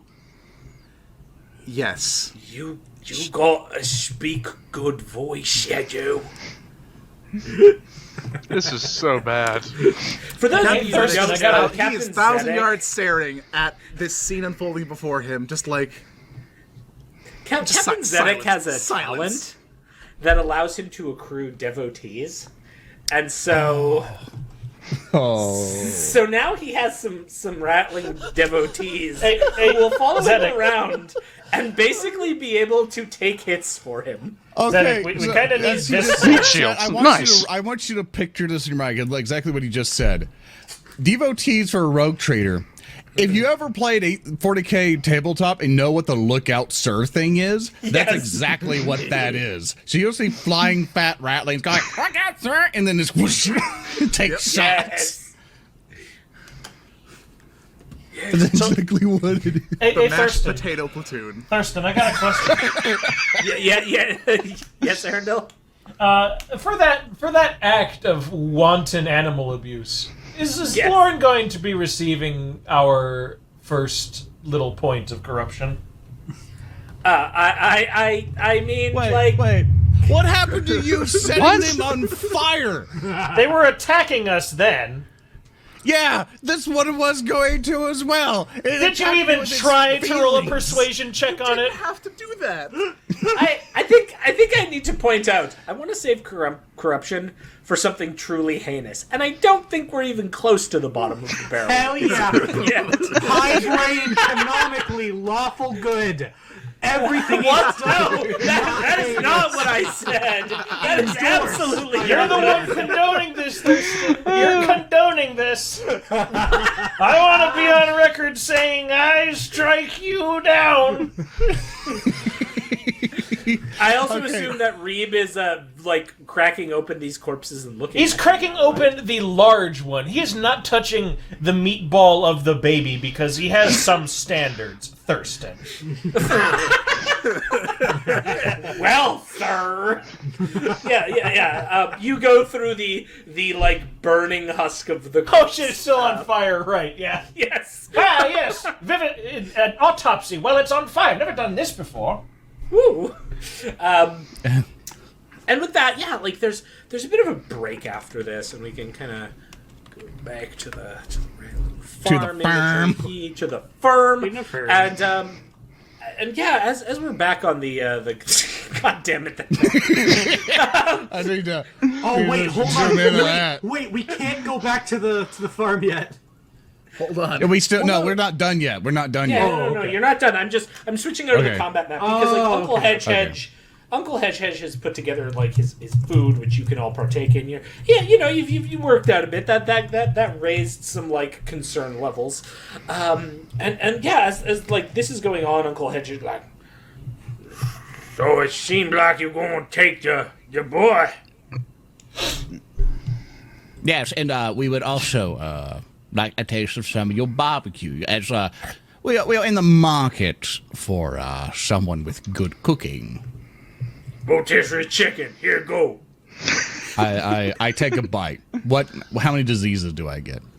No, it's basically like the best food you've ever tasted. Oh, Like you bite into it and it's perfect.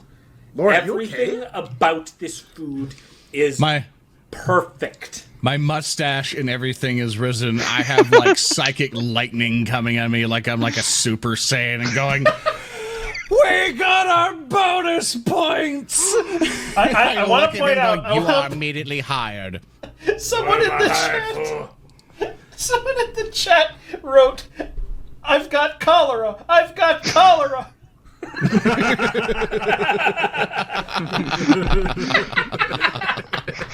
What you talking about bonus points? Well, Captain Zedek, please explain. I'm going to eat this chicken. I go off to eat the chicken. As part of our diplomatic mission, we are rewarded for doing certain things to advance the cause. And you, Uncle Hedge, are a stellar example of imperial culinary talent. In fact, so good that we would be honored if you would join our crew. And if you happen to have someone else who is slightly less good... It locked the space. Excuse me? It locked the space. It's up in the space. Yes, up in the space. I can cook in the space. I'm waiting for the cook into uncle to start space. going. I mean, kind of now, yes. We're going down to the house of sausage. I got my halfling shoes on. Here it's barbecue pit halflings. I could cook up in the space. Yeah, you know what? It would work perfectly fine. In fact, if you could find someone who's maybe a little less talented that we can pretend is more talented, that would be swell. I'll go up into spaces. I gotta deal with nothing but Geraldines here. Are there Geraldines in space? No, Maybe, but No. you'll never Absolutely. have to see them. you'll never see them again. I really like how would everyone you- had a different answer. Yes, no, maybe. Would any of you like to make a attempt to like persuade, I will. I'll intimidate, or That's whatnot? all Zedek, yeah, man. Yeah, let's let the good captain here see if he can convince Uncle Hesh finally to join the crusade. Wow, Yeah, he sure does. Glory, too. He sure does. And that's a glory, hallelujah. Yeah, so you are not only able to, because you can shift one exalt, because it was only going to be a difficulty 4 for that. So you can shift one, and you can you not only manage to convince Uncle Hesh, and who you learned their previous name was Lilgo, but now Tater Tot. You convince basically the entire staff of the Grumble Tum Tum farm to join you in space. Uh-oh. That's I concerning. would list off the names of ratlings that Alpha provided me, but I will save those for another day. I was going to ask them their names, and I had a couple great names for him if he didn't already. I come up to Captain Zedek, and I go, as I assume things are getting filed in and paperwork's and we send a server down. I don't know. That we're like, Captain Zedek, quick question. Yes, Lauren. I don't like this place, nor do I like the name of it. As much as I'm aware, we do have cannons upon our ship to basically orbital bombard the position on this planet. I know put we my usually finger up to save it. Lauren's bearded face, and I say, not yet.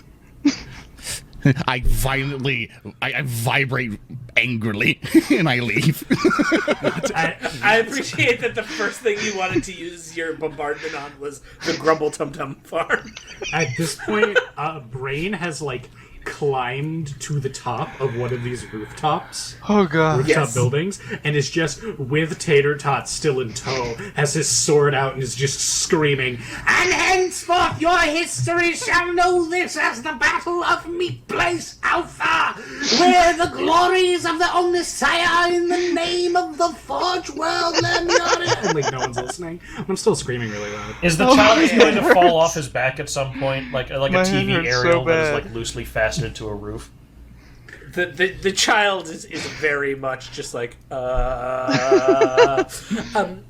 so with that, let's just say that you've managed to recruit these halflings from the Grumble Tum Tum farm. You've got Tater Tot, and so the ones that I think will go with you, we'll have Tater Tot join with you, I suppose, and then the 4 devotees.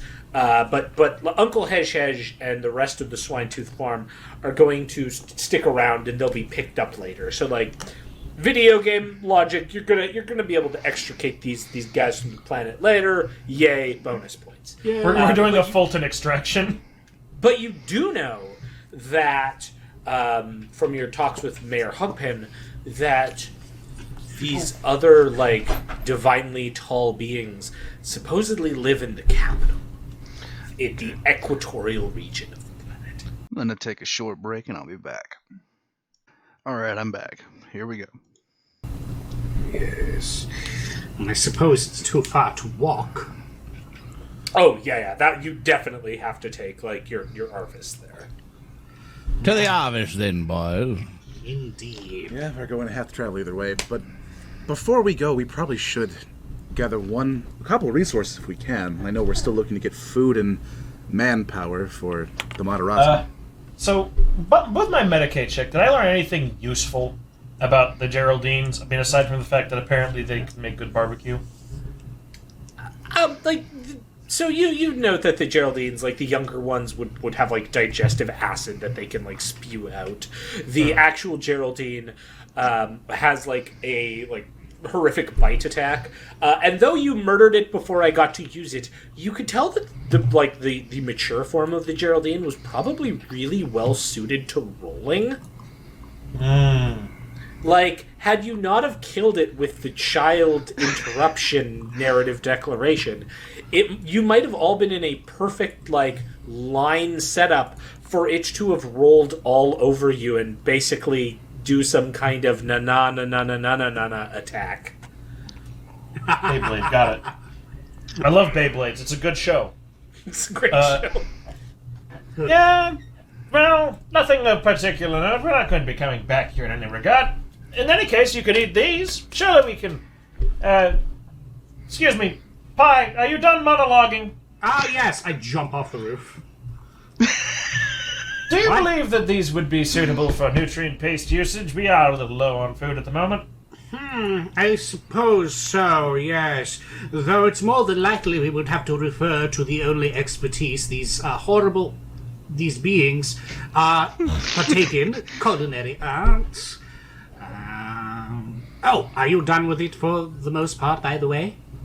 Oh, yes, nothing of particular note. Acid bile ducts and strong jaws and very thick, pointed backs. Nothing of extraordinary note. Good. I'm gonna reach over and I'm gonna rip off one of the horns. Oh yeah, just like crunch rips right out. And I'm gonna give it to Tater Tot. This is yours. This is your glory. And then I'm gonna leave it there. And just kind of strokes my glory.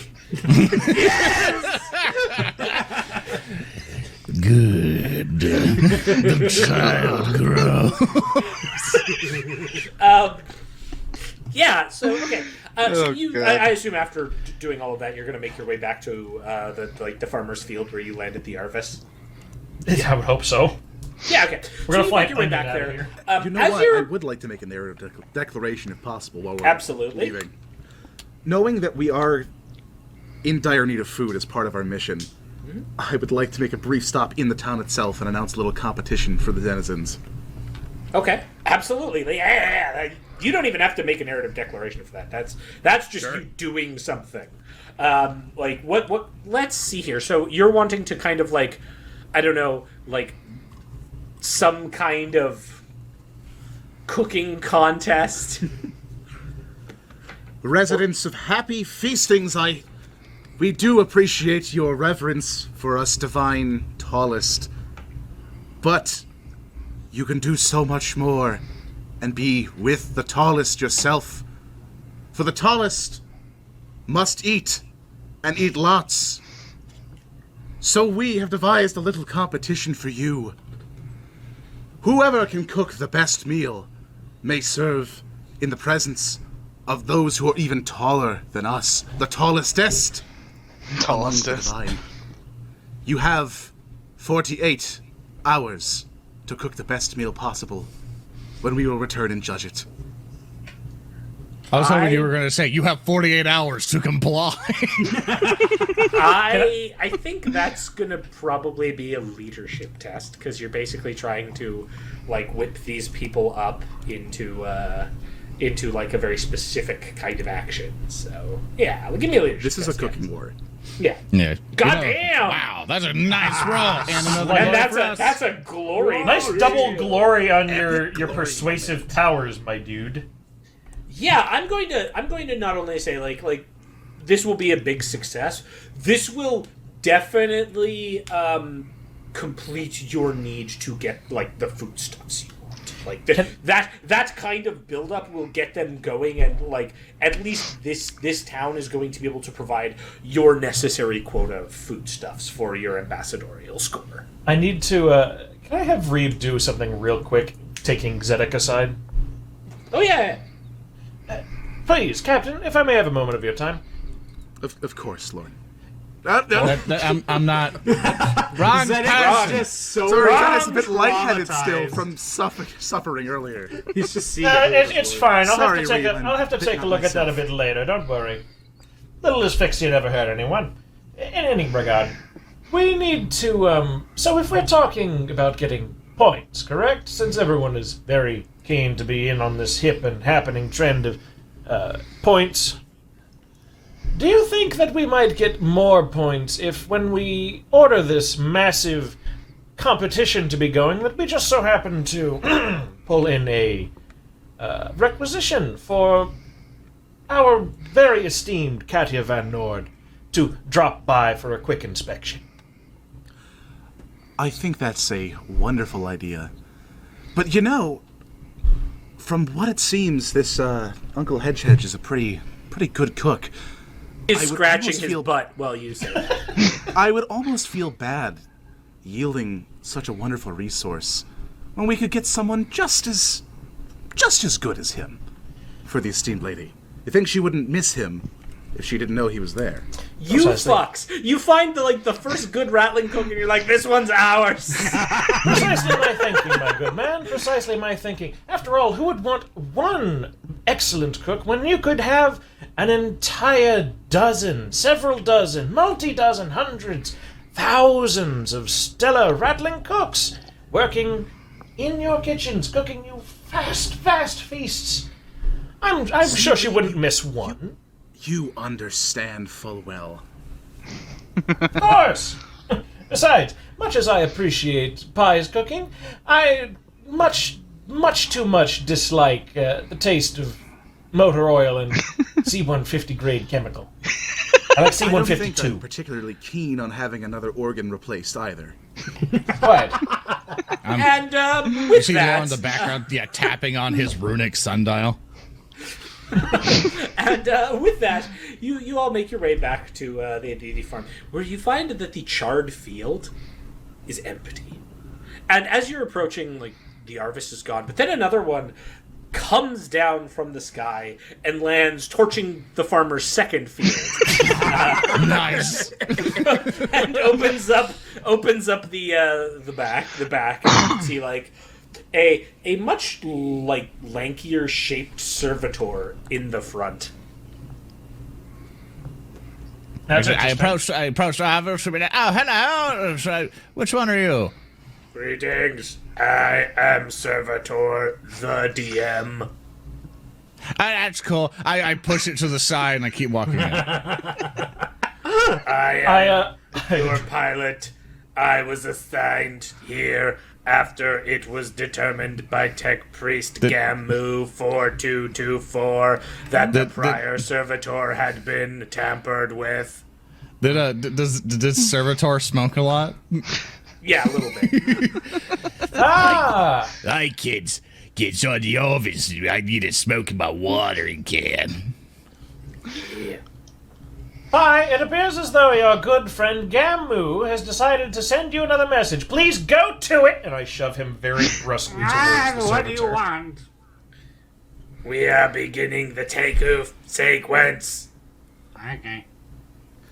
We have to go to our next objective, boys. Top. I will hate. On our way Tater to Tot that, gets strapped in. Tech Priest Gamu 4224 has assembled a list of ongoing maintenance requests for the debt collector, audibly for the review of Captain Zedek. Item the first. Captain Zedek is going to put his headset in and just ignore this. It's just the entire time it's like vapor. It's like and then like outside. The reactor is woefully under-maintained and requires updating. Just turn up your music device. Reba is the only one who's going to listen to all of these. Brain has like made, taking meticulous notes on the death trap ship he's on. Brain has made sure Tater Tot takes notes while he doesn't. Oh, wow. I would. Is Tater Tot strapped in? If not, I'm going to help Tater him get Tot, so strapped all in. of you are on one side, and then on the other side are the four Rattlings and Tater Tot. Where's the child Wait, seat, wait. goddammit? Where's the I was child going to seat? mention. On top of that, do we have a child seat? But it looks like it's like a gray knight, like whatever that thing's called, like baby carriage. So it's themed like that. So we put in the seat. Yes! Yes, there's absolutely one of those, like, friggin' Dread Knight. It's all themed. Actually, if we don't have a child seat, surely we have an overhead luggage compartment or something. Please don't torture this boy worse than he already has been. Don't put him in the luggage bin. It'll be safer than being over here. And get Nah, rattled baby around as carriage. we break Atmo. Have you been rattled around in this thing? You remember the first time we took one of these damn things? I Yes, buckle and in the bring it. rattling child and everything else, and it's like, you're going to be so good at killing. And then I go to my seat. The Emperor. Omnisire! The Omnisire! Wrong one! It's the. It can do both. It's the wrong one. I'm going to help Tater Tot get strapped in if nobody else is. Already buckled in. All right, Oh, so yeah, we're all settled in. Yeah. And the Arvis like begins to take off, and you can hear it sort of blast off, probably destroying the third field of this farmer whose name you never. How'd it move to a third field to take off? It probably just like turned and then fired its retros and burned the third field. And yeah, you're carrying on again over sort of like this idyllic terrain. But as you're making your way towards the equatorial location that you know where this large city would be after conferring with the debt collector, you can see that like it's becoming night out. The sun is setting as you are like heading towards your destination.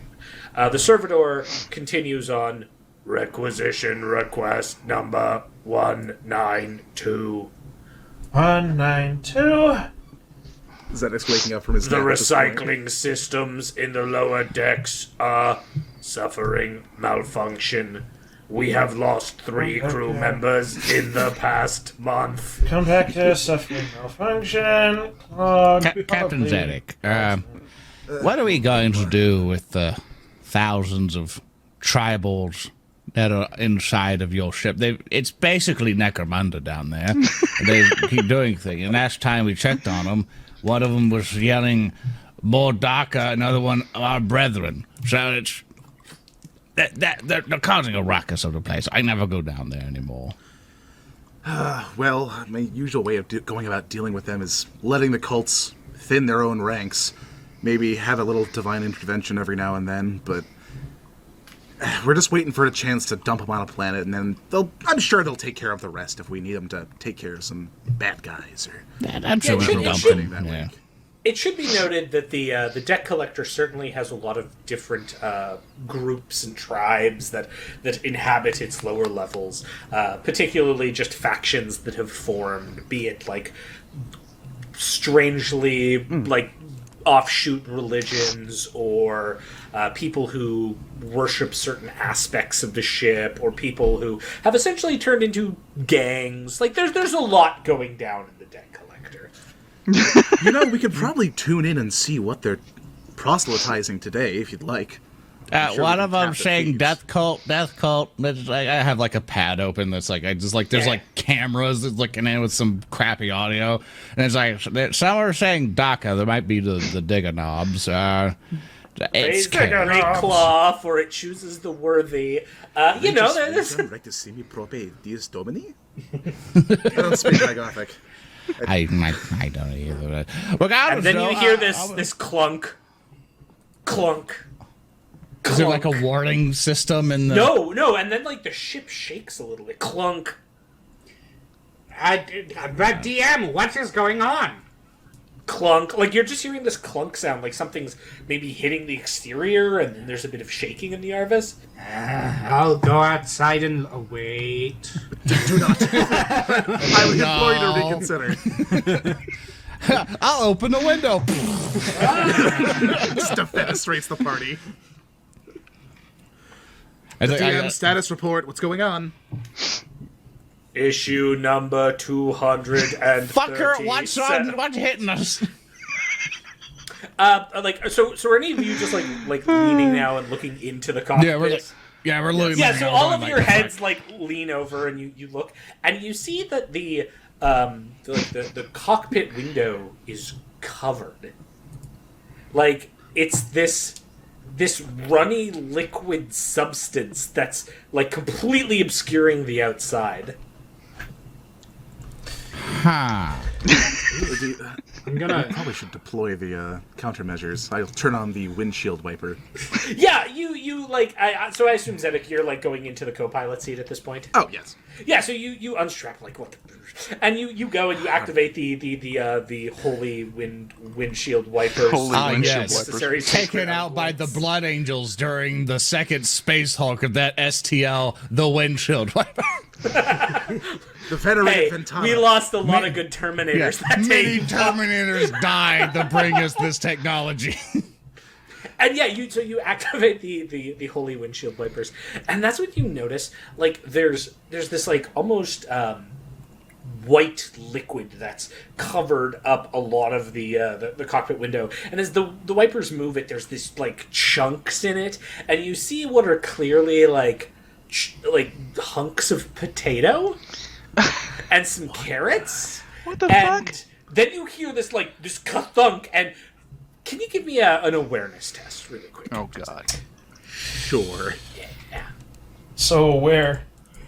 So aware. Ooh, not quite aware enough. You hear another ka-thunk, and then there's just this like deluge of more like white liquid and like various little like chunks of food stuff that start like peeling back on the cockpit. All right, do we have like a hatch on the roof or something? On an Arvis lighter, no. Yeah, we're kind of stuck in here. It's kind of a terrible box, like unarmed or unarmed, terrible craft. Don't say that too loudly to me. I do what I can. So yeah, you hear this thunk, and then the windshield wipers are desperately trying, but and then the servitor unable to establish proper visual parameters. Concerning, where are the escape systems? Can One of the Rattling's escape system. I find a parachute, please? Are there no parachutes? There's no God, parachutes. I told you This about is the the Imperium budget of Man. cuts. Do any of you know why there are potatoes on the Arvis? All right, time to find out. Everyone strap in. I'm going outside. I'm gonna look around for like a rope or like latch thing. A rope. Like something to kind of latch myself to the Arvis. That's when you, as you're looking around, all of you feel this sudden lurch, and there's this sound from the right side, and Zedek, you see that the starboard turbine engine has like just had a massive like backup and has exploded internally. Damn. Causing you to start losing altitude rapidly. I'm going to very frantically strap in and engage the manual override. Nothing to worry about, just a little turbulence. I'm panicking, like, oh, no. I didn't want to actually have to use my skills. Yeah, so I'm assuming you're going to try to, like, make a piloting test in order to level this out. With gusto. I'm going to attempt to keep us from... we're going to attempt to keep this box from becoming a coffin. Can I go up to give him a doing strength that. assist? As well? What are you wanting to do? I want to go up and give him a strength assist to pull on the throttle because I know how... I've flown an airplane a little bit once. I held the stick of an airplane before. I know how bad that is. You can definitely, like, go over there. And that leaves... Pi, you're still trying to, like, look for stuff to go out.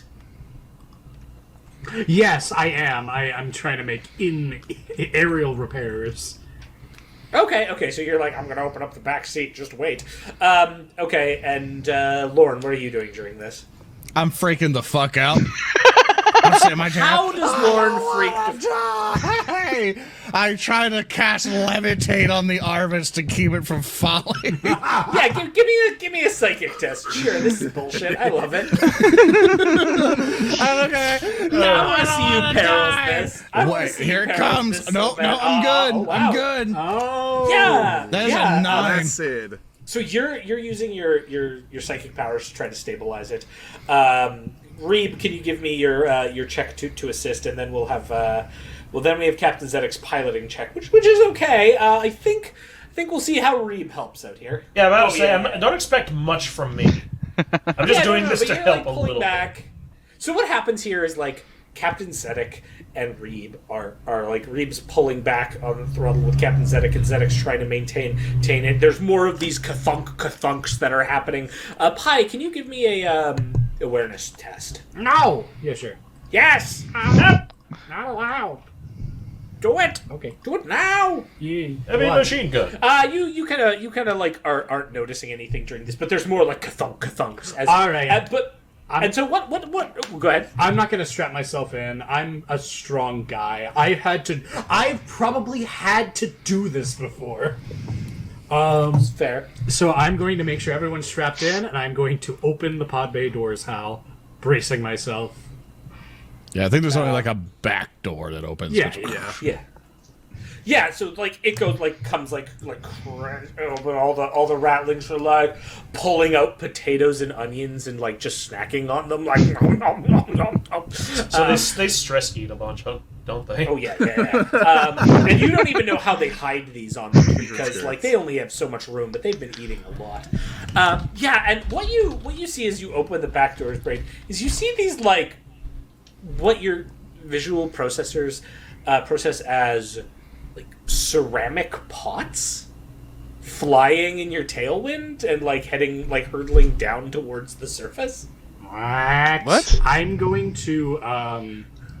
I've got long extendo arms, so I'm going. I have to, extendo arms. I'm going to try to pull myself up in between the engines and see what the hell is going on our roof.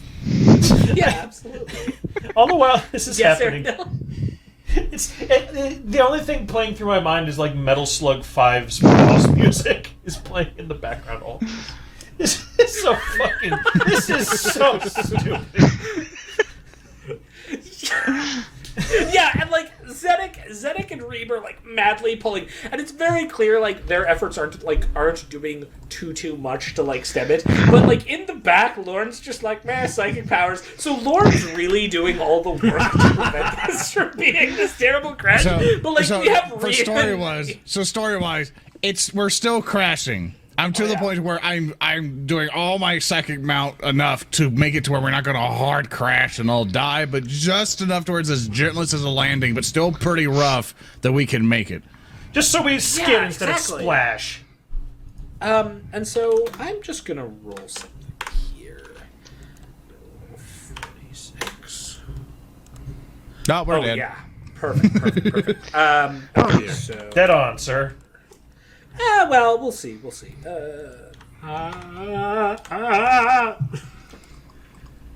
Okay.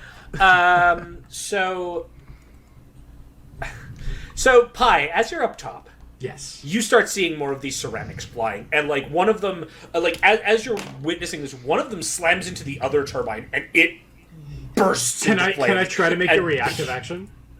Pieces shatter. What are you wanting to do? Oh, I want to try to shoot it. Yeah, sure. Give me an attack roll. This is going to be like exceptionally difficult. That is a-okay. Please complicate and shoot the engine. Please shoot the I really do hope I do. I always love a complicate and party shoot that's like, myself I in want the brain. We're all gonna die. Yeah. Okay. Let's find out what this does. The good news is that it's a radioactive pistol. Oh, so God. it's probably not going to do catastrophic physical damage. Well, Probably. you know, we should learn this here. Can you roll me 2d6? I would love to. Yeah, please do. Please roll me 2d6, and let's find out get what us the killed. result of this is. Oh. 45. I feel. That's a higher spectrum. Okay. Yeah. So you go to fire your pistol, and like as you're doing so, this ceramic bolt hits you in the chest, exploding, covering you in potato soup, and doing What like the fuck? 11 total damage. So with your resilience, I think you take 2 wounds from that. I do. I guess I'll try to soak him. Yeah. Give me some determination here. Yeah. Which will reduce them and turn them into shock. And your pistol like goes just like blasting across the side of the hull, missing what you were intending to do. Nice. So as that, so you take two shock hits. Yeah. And then your pistol falls out of your grip. Oh no. That's bad. It tumbles away. I do observe it. That was shock. Yeah. And it just like goes into like the black sky. As I quickly want to do, as with my psychic might. Fuck, I don't have any wrath. Fuck. Hold up. You blew it all Can I- intimidating a child. Yeah. Don't Yeah. yell at me. Wait, do I even have the thing? Wait, no, I do. I have phantom grip. As I'm sitting here and I'm like doing the levitation stuff on the ship, I feel the kink of the gun, and I go, Okay. I'm going to allow this, but I'm there's a okay with big the but difficulty here. things, and I also Yeah. have wrath. I'm going no, to say that's ended. So I'm going to say that like you can do this, but this is not like you using your powers in your typically controlled manner. Like if you actually, wanna no. do this, Someone did give me a wrath and brain, so they just did it. okay.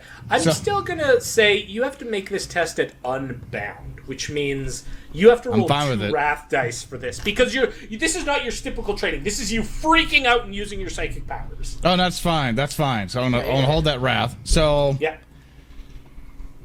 So unbound at this point, I basically add 2 wrath Basically, dice, right? It's 2 wrath dice for this check. Yep. Yeah. Cool. All right. So, not that one. Not that one. We did that one wrong. And boop. No. Button. Oh, no. I will own you. All right. Phantom grab. Whoosh. Ooh, Oh yeah. Yeah, buddy. So I don't get a question, glory. you have But- 1 wrath dice there. Do you have the second one? Yeah. Both of them went through. I did 2 bonus wrath on it. Okay, because only one of them is showing up as the wrath dice. That's why. Yeah. I guarantee you, I put 2 wrath dice there. If you want me to, I'll just roll another d6. Yeah, just roll another d6. Okay, that's fine. It's a 3. Okay, perfect. Yeah, cool. All right. So you grab the pistol as it's flying in the air and manage to like bring it back in, while also holding your levitation because you have a talent that lets you. Yeah, like, I have a talent that multitask. allows me to do that without any difficulty. So. Yeah, without added difficulty. So cool. And so that's when the shuttle, like, and we have meanwhile again in the front Reeb and Zedek who are like madly pulling the throttle trying to keep the shuttle from crashing, and beside them the servitor who's like issue number 325, and then the shuttle like makes this controlled crash. And like at this point, the engines are on fire, but like you manage not to be too badly beaten up as you crash into yet another field. Oh wait, do I go flying off? Yeah, you totally would. Let's see, what kind of skills do you have that might mitigate some? of this I have stuff? athletics. I could see that we are immediately going to crash and perhaps make a break back to the. Quick, jump off the plane so you're not going at the same speed as the plane anymore. That's a great. Give me an idea. athletic. Give me an athletics check. Sure, I'm going to spend glory on this one. Okay. Yeah, you It got seems 2. relatively high stakes. Now we play. Yeah, it's like a complication. Oh no! All right. Wow. Oh God. This is some beautiful shit. This is a disaster. Yes, Yeah, it Also, is. I love that I Pain can't load. that I needed in my life. I can't All right, load the stream either, so this is great. Roll me a d6. God damn it. This Your determines art how many player. 10 damage I take. If there's anything I learned to do over the years, it's how to articulate splatter in art. Yeah. I hope you guys have liked Pie Brain. This will be his last session. Hold on. Oh no. All right. Here's what happens. Okay, this is so good. So what happens is, okay, this is machine spirit. Yes! You know, some technology in the scene malfunctions. So what happens is, as this is going on, meanwhile in the cockpit, the servitor is like, issue 320, and stops. And then disconnects themselves, because this one is like freestanding, and turns and makes his way towards the back of the ship, as Pi is on top, like having all this happen. And as Pi loses like their footing, as they're just trying to get out, he falls off the back. And like this gray, dead hand reaches out to grab him. And the servitor, the DM, pulls Pi back in, but needs to like leverage themselves to do it. And so basically like uses all of their servitor strength to throw Pi back into the shuttle, but then is ejected out the back and hits the dirt and starts rolling and like breaks apart on impact as the shuttle crashes down. Damn! No! Wow! We can get another one. Damn. Oh, Messiah, another one, it's fine. me. and I am immediately just like, as well. We should probably crash before I do anything. The servitor the crash tumbles is into so the... light. Like you just you basically rush into dirt. There's like a slight impact, but nothing too shocking because Lord is just sitting there like la la la la levitate. I'm like freaking out, like veins popping, like I don't want to die, and it goes like it just like slides into the field. I imagine like things on fire and stuff. And, Still, The servitor so is like flying in the let's- distance, breaking apart, and it hits the ground first and goes. Being fucking dead intensifies. Okay, so So so we've landed. yeah, and you like exit out of the wreckage of your Arvis with both engines just completely like burned out and ruined. You find yourself like trundling through pumpkins. And chat brings up a good point. When I set this up, I didn't fucking expect that the players would have like 8 rattlings with them now. So let me just drop those on the map. Look out, Sir Token. 6. These lookouts. When we all step out of the aircraft, I'm just gonna. Reba's dusting himself off and says, "Another happy landing." One more kinda time, better you robot at the end there. One more time. Reba's dusting himself off, and he says, another happy landing." I count just to make it easier on you, Thirsty. You just want to assume those rattlings are there, and we just do a counter of it, so we don't have to dominate play space.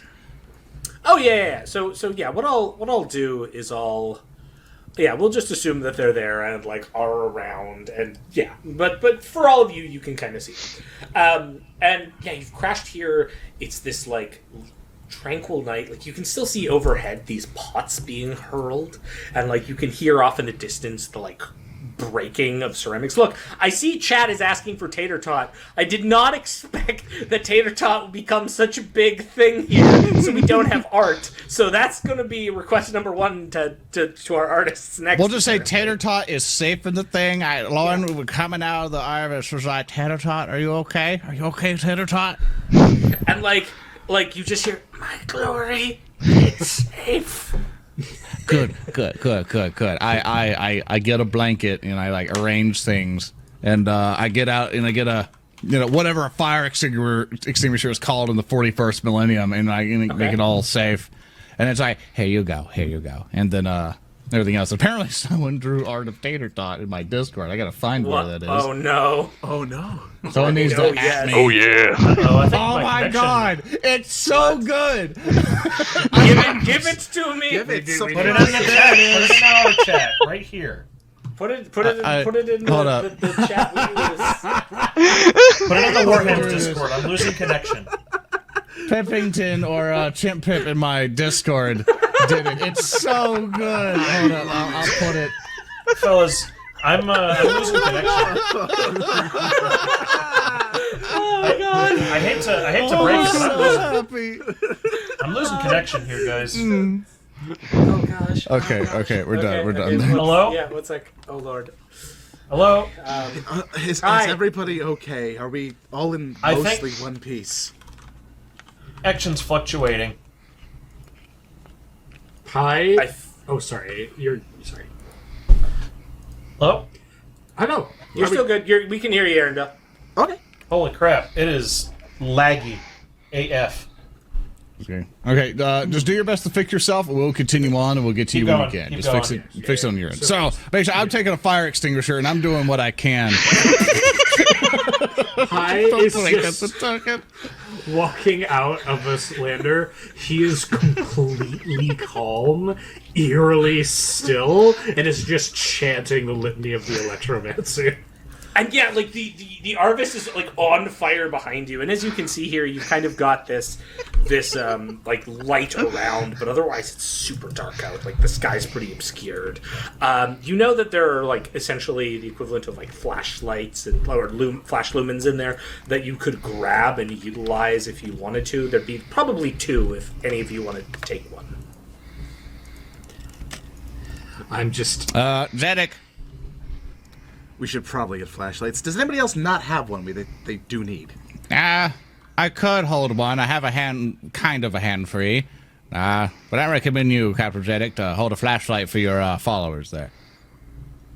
Yes, the mashed potato platoon. Lads, are you okay? Are you dead? You don't seem to be. Or maybe. Are they eating again? I think they're just eating. I think they're fine. They're just like also grabbing like different like tiny pumpkins and stuff from around and stuffing them in their pockets. Are they also like using the fire of the Arvis as like a cooking area? Yes, clearly. Hateful. Oh, nuts! The map's black. Jesus. And they're look at the top left. crunching and yeah. Oh, There like you the go. whole map Got was you there. black. And they're like crunching on food stuffs and. Can everyone give me an awareness test, please? Actually, no. Never mind. This Okay. system does not do that. I do a thing. I do a thing. Okay. What's everyone's passive awareness? Oh. You're gonna have to My look at passive mine. awareness. Yeah. My passive awareness is not great. Okay. Passive awareness 2. 2. 2. I need you to look at mine because I can't 2. look at it with how bad my connection is. Actually, yeah, mine's like 2. Okay, so you do all suddenly hear this sound coming from this direction, and it sounds like marching feet on stone, like.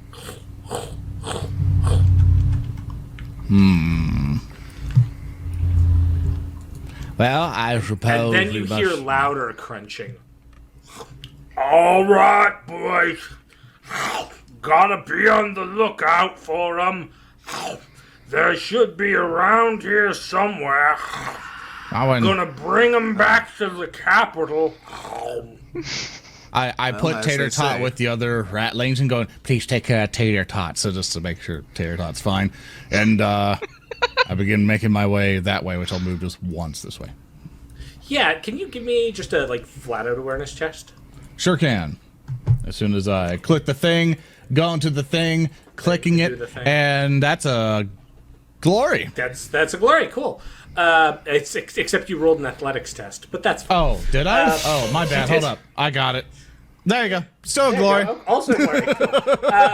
Yeah. So. Oh my god. So you have these flashbacks to a past mission where you heard someone refer to as boys and you're all sorts of worried and you start peeking down and you realize seeing out in the distance you see this small light source here. I'm just gonna Yeah, just do it a little. Try my best to make sure everyone in chat sees what we got. So if you got to point us to something that's different from what's in the middle, just shift click it. Yeah, I'm hoping you'll be able to see this is all. I'll tell you if I see anything new. I have to go for it. Probably- As you set that not. up, is everyone fine? Everyone good? I'm okay. I would also like to check on the platoon and Tater Tot. The platoon. Yeah. Mashed potatoes platoon. Go ahead. Oh, sorry. Which one looks to be the surliest? Anything close to a leader among the four? You can decide what the leader is. Sure. A particularly surly one. Probably Okay. not the brightest looking either, but he just happens to be the biggest, so he's the de facto leader. I'll go up to him and I'll just get real close and be like, keep Tater Tot safe. That child is also- more important than you can imagine. If you do this, I will promote you. You have everything you need. Oh, all right. Okay. What's your name? I guess you're Sounds like kind a of a peon soldier from now. So what's your name, Warcraft 2. soldier? Okay. What is my name? You can name him. He's your minion. Do you want? I do Here, have let a me set of let me names. let me pull up one of my horrible names here. Oh no. Yeah, that Alpha Yeah. forced us to make. I think Alpha named each of them, I think. He did not name the Grumble Tum Tum Farm. That was me. I have 4 names. All right. I'm Bellhog. Bellhog 4 feet. Fork feet? Yes. Alright. All right, Bellhog. If you do as I asked and keep him safe, I'll give you a new title. Maybe another name. I'll pat him on his gross little head and I'll meet up with Lauren. That fan Yeah, at this art is point. awesome. Also, just to fix Arendelle, I don't know if Arendelle has sight on the map or stuff at the top Do left. any of you have There we sight, go. or is it all black for all of us? Now I can see. I got it. Okay, he's got it. I Awesome. wasn't Alright. given. I wasn't given I- light. So as Tater Tot is now hopefully safe, I begin to make my way towards the source of the sound. Yeah. Yeah, And, so here, I'm just gonna give you some light yourself here. That's right. Yeah, they take the flashlight and be like, hello, hello. Okay, I'm gonna move you down to where I need you to be. There you go. Yeah, that can work. Yeah, I think you can kind of make out. Actually, well, move to there, and as you kind of like head down towards that, you see some figures. But what kind of figures? Are they grotesque? They are. And what you see is another group of ratlings. These ones are marching in like a gaggle, one could say, and are just sort of heading down the road. Oh my god. No, Jesus, that looks stupid. They have onions on their belts because it was the style at the time.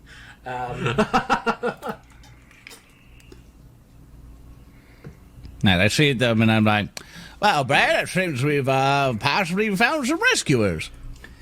I would not be so sure. The Omniscience speaks through me and urges caution. And gratuitous violence, as always. Always gratuitous violence. Oh, of course, of course. Well, Get it's down. what to do. Get down. You Are they don't speaking want to 'em us, or- See ya. You just hear this voice. Get down. You don't want them to see ya. I get down inside the pumpkin patch and I look around to see the source of the voice. You see nothing. Just this. Stay down. You too, Red One. Get down. Who dares? And I'm going to look down and see who the hell this is. Both of you can give me awareness tests. Yay! Awareness test. At that I click. There we go. And I bring out notification. Yeah.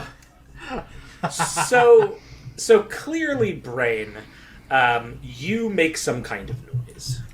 Undoubtedly, it's my whirring servos or the, And like one of these ratlings come as looking over the field, well snacking on an onion. I turn my head to look at it. Snacking on an onion. That's disgusting. Then he turns and walks away. All right, I was well, about they to cast Crush. All right, well, they saw us. What now? Be quiet. He don't see you. Just stay quiet. I have a question. How did not see the burning wreckage up in the field? That's where they're going. They don't Oh. see you though. You should get your friends over here quick. Oh, That's okay. a good point. Hey, Brain, go get our friends. All right, yes. Friends, you need to come over here. There's a problem. I grab him. I will fucking crush you. Do you understand me? I will forge you a new asshole if you don't quit your shit. and do it They're silently. just rattlings. How bad could it be? But I Are you see your giving me? point. Are you saying I can murder them? I'm saying that if they cause problems, then they are points with legs and heartbeats. We must consult the others first. Go get them. Indeed, yes. And I'm going to... Hello, friends. It seems as though there are some ratlings playing traitor, and they're looking for us. Ain't that weird? That, Reeb? I don't. Are you sure they're traitors? And Traitor not just the ratlings. party trying to find us? Could be the people from the capital. Might be some guards. He probably fired their soup bombs at us. Yes. Soup bombs. Bombs. While I was above, Soup bomb. that's what it seemed like was being shot at us. I took a hit right in the middle of my chest, even dented my logo a little bit. They'll pay for that transgression. And then you just hear from the southern pumpkin patch. Keep your voices down. They're said walking that? away. They're too lazy to cross the stream and check it out. Who said that? Gather I assume at this round, point. Yeah, sorry. round. And out, like walking out from the patch, and Lauren, you can see this is another rattling. Oh no. Oh god. Oh dear. Hello. Yeah, hi. Why is this? Who are Why? Stop. Why is this framed like it's in a romance visual novel? Oh God. Are you jealous? No, I Is this don't not want the path this. you picked? I did not. Golden you ending. hot yet? We are gonna talk using this. And yeah, I think that is that's where we're going to call it for tonight. I think.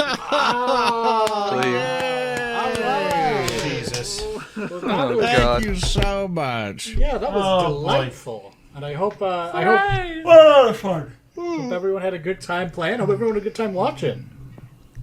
Yeah. Yeah, thank you guys for coming out. Yeah, absolutely. Yeah, absolutely. Thank you all for being here. And of course, throughout the entire stream, I've been asking everyone with the Antlion audio thing to basically be rolling on through it and everything else. So at this point, I've been having Nightbot basically take all of your submissions. If you have not done ! Antlion audio now, hopefully you can get into it. Basically, so you know, basically they're going to bring out a USB mod mic in those headphones. They can be shipped basically anywhere, so no matter what country you are, we'll be able to try to get that to you. So be sure to do that now to kind of win on that giveaway. I'm going to be doing it here in a minute as we kind of do some of our little outro stuff here. So for one, I'd like to go around the horn so you can all follow us at various things. Not to mention, we also have a Patreon at the same time as Patreon for us as Warhams. We wanted to make sure you at least enjoyed the first episode. Okay. This was awesome. I'm definitely going to be trying to get the rest of these done. It has been a long recording session. This will be the longest video I've put up by an hour and a half at the very least. But it was worth it. I almost died laughing. Okay. If you guys want to see the rest of these, put it down below. I'm hoping this uploads to YouTube. I'm hoping a whole bunch of other stuff happens. The reason I'm not going to be I will not stream this at the same time they're doing it. I'm going to wait at least 5 days before I watch it, just because that wouldn't be right at all. But God, this is good, and it looks like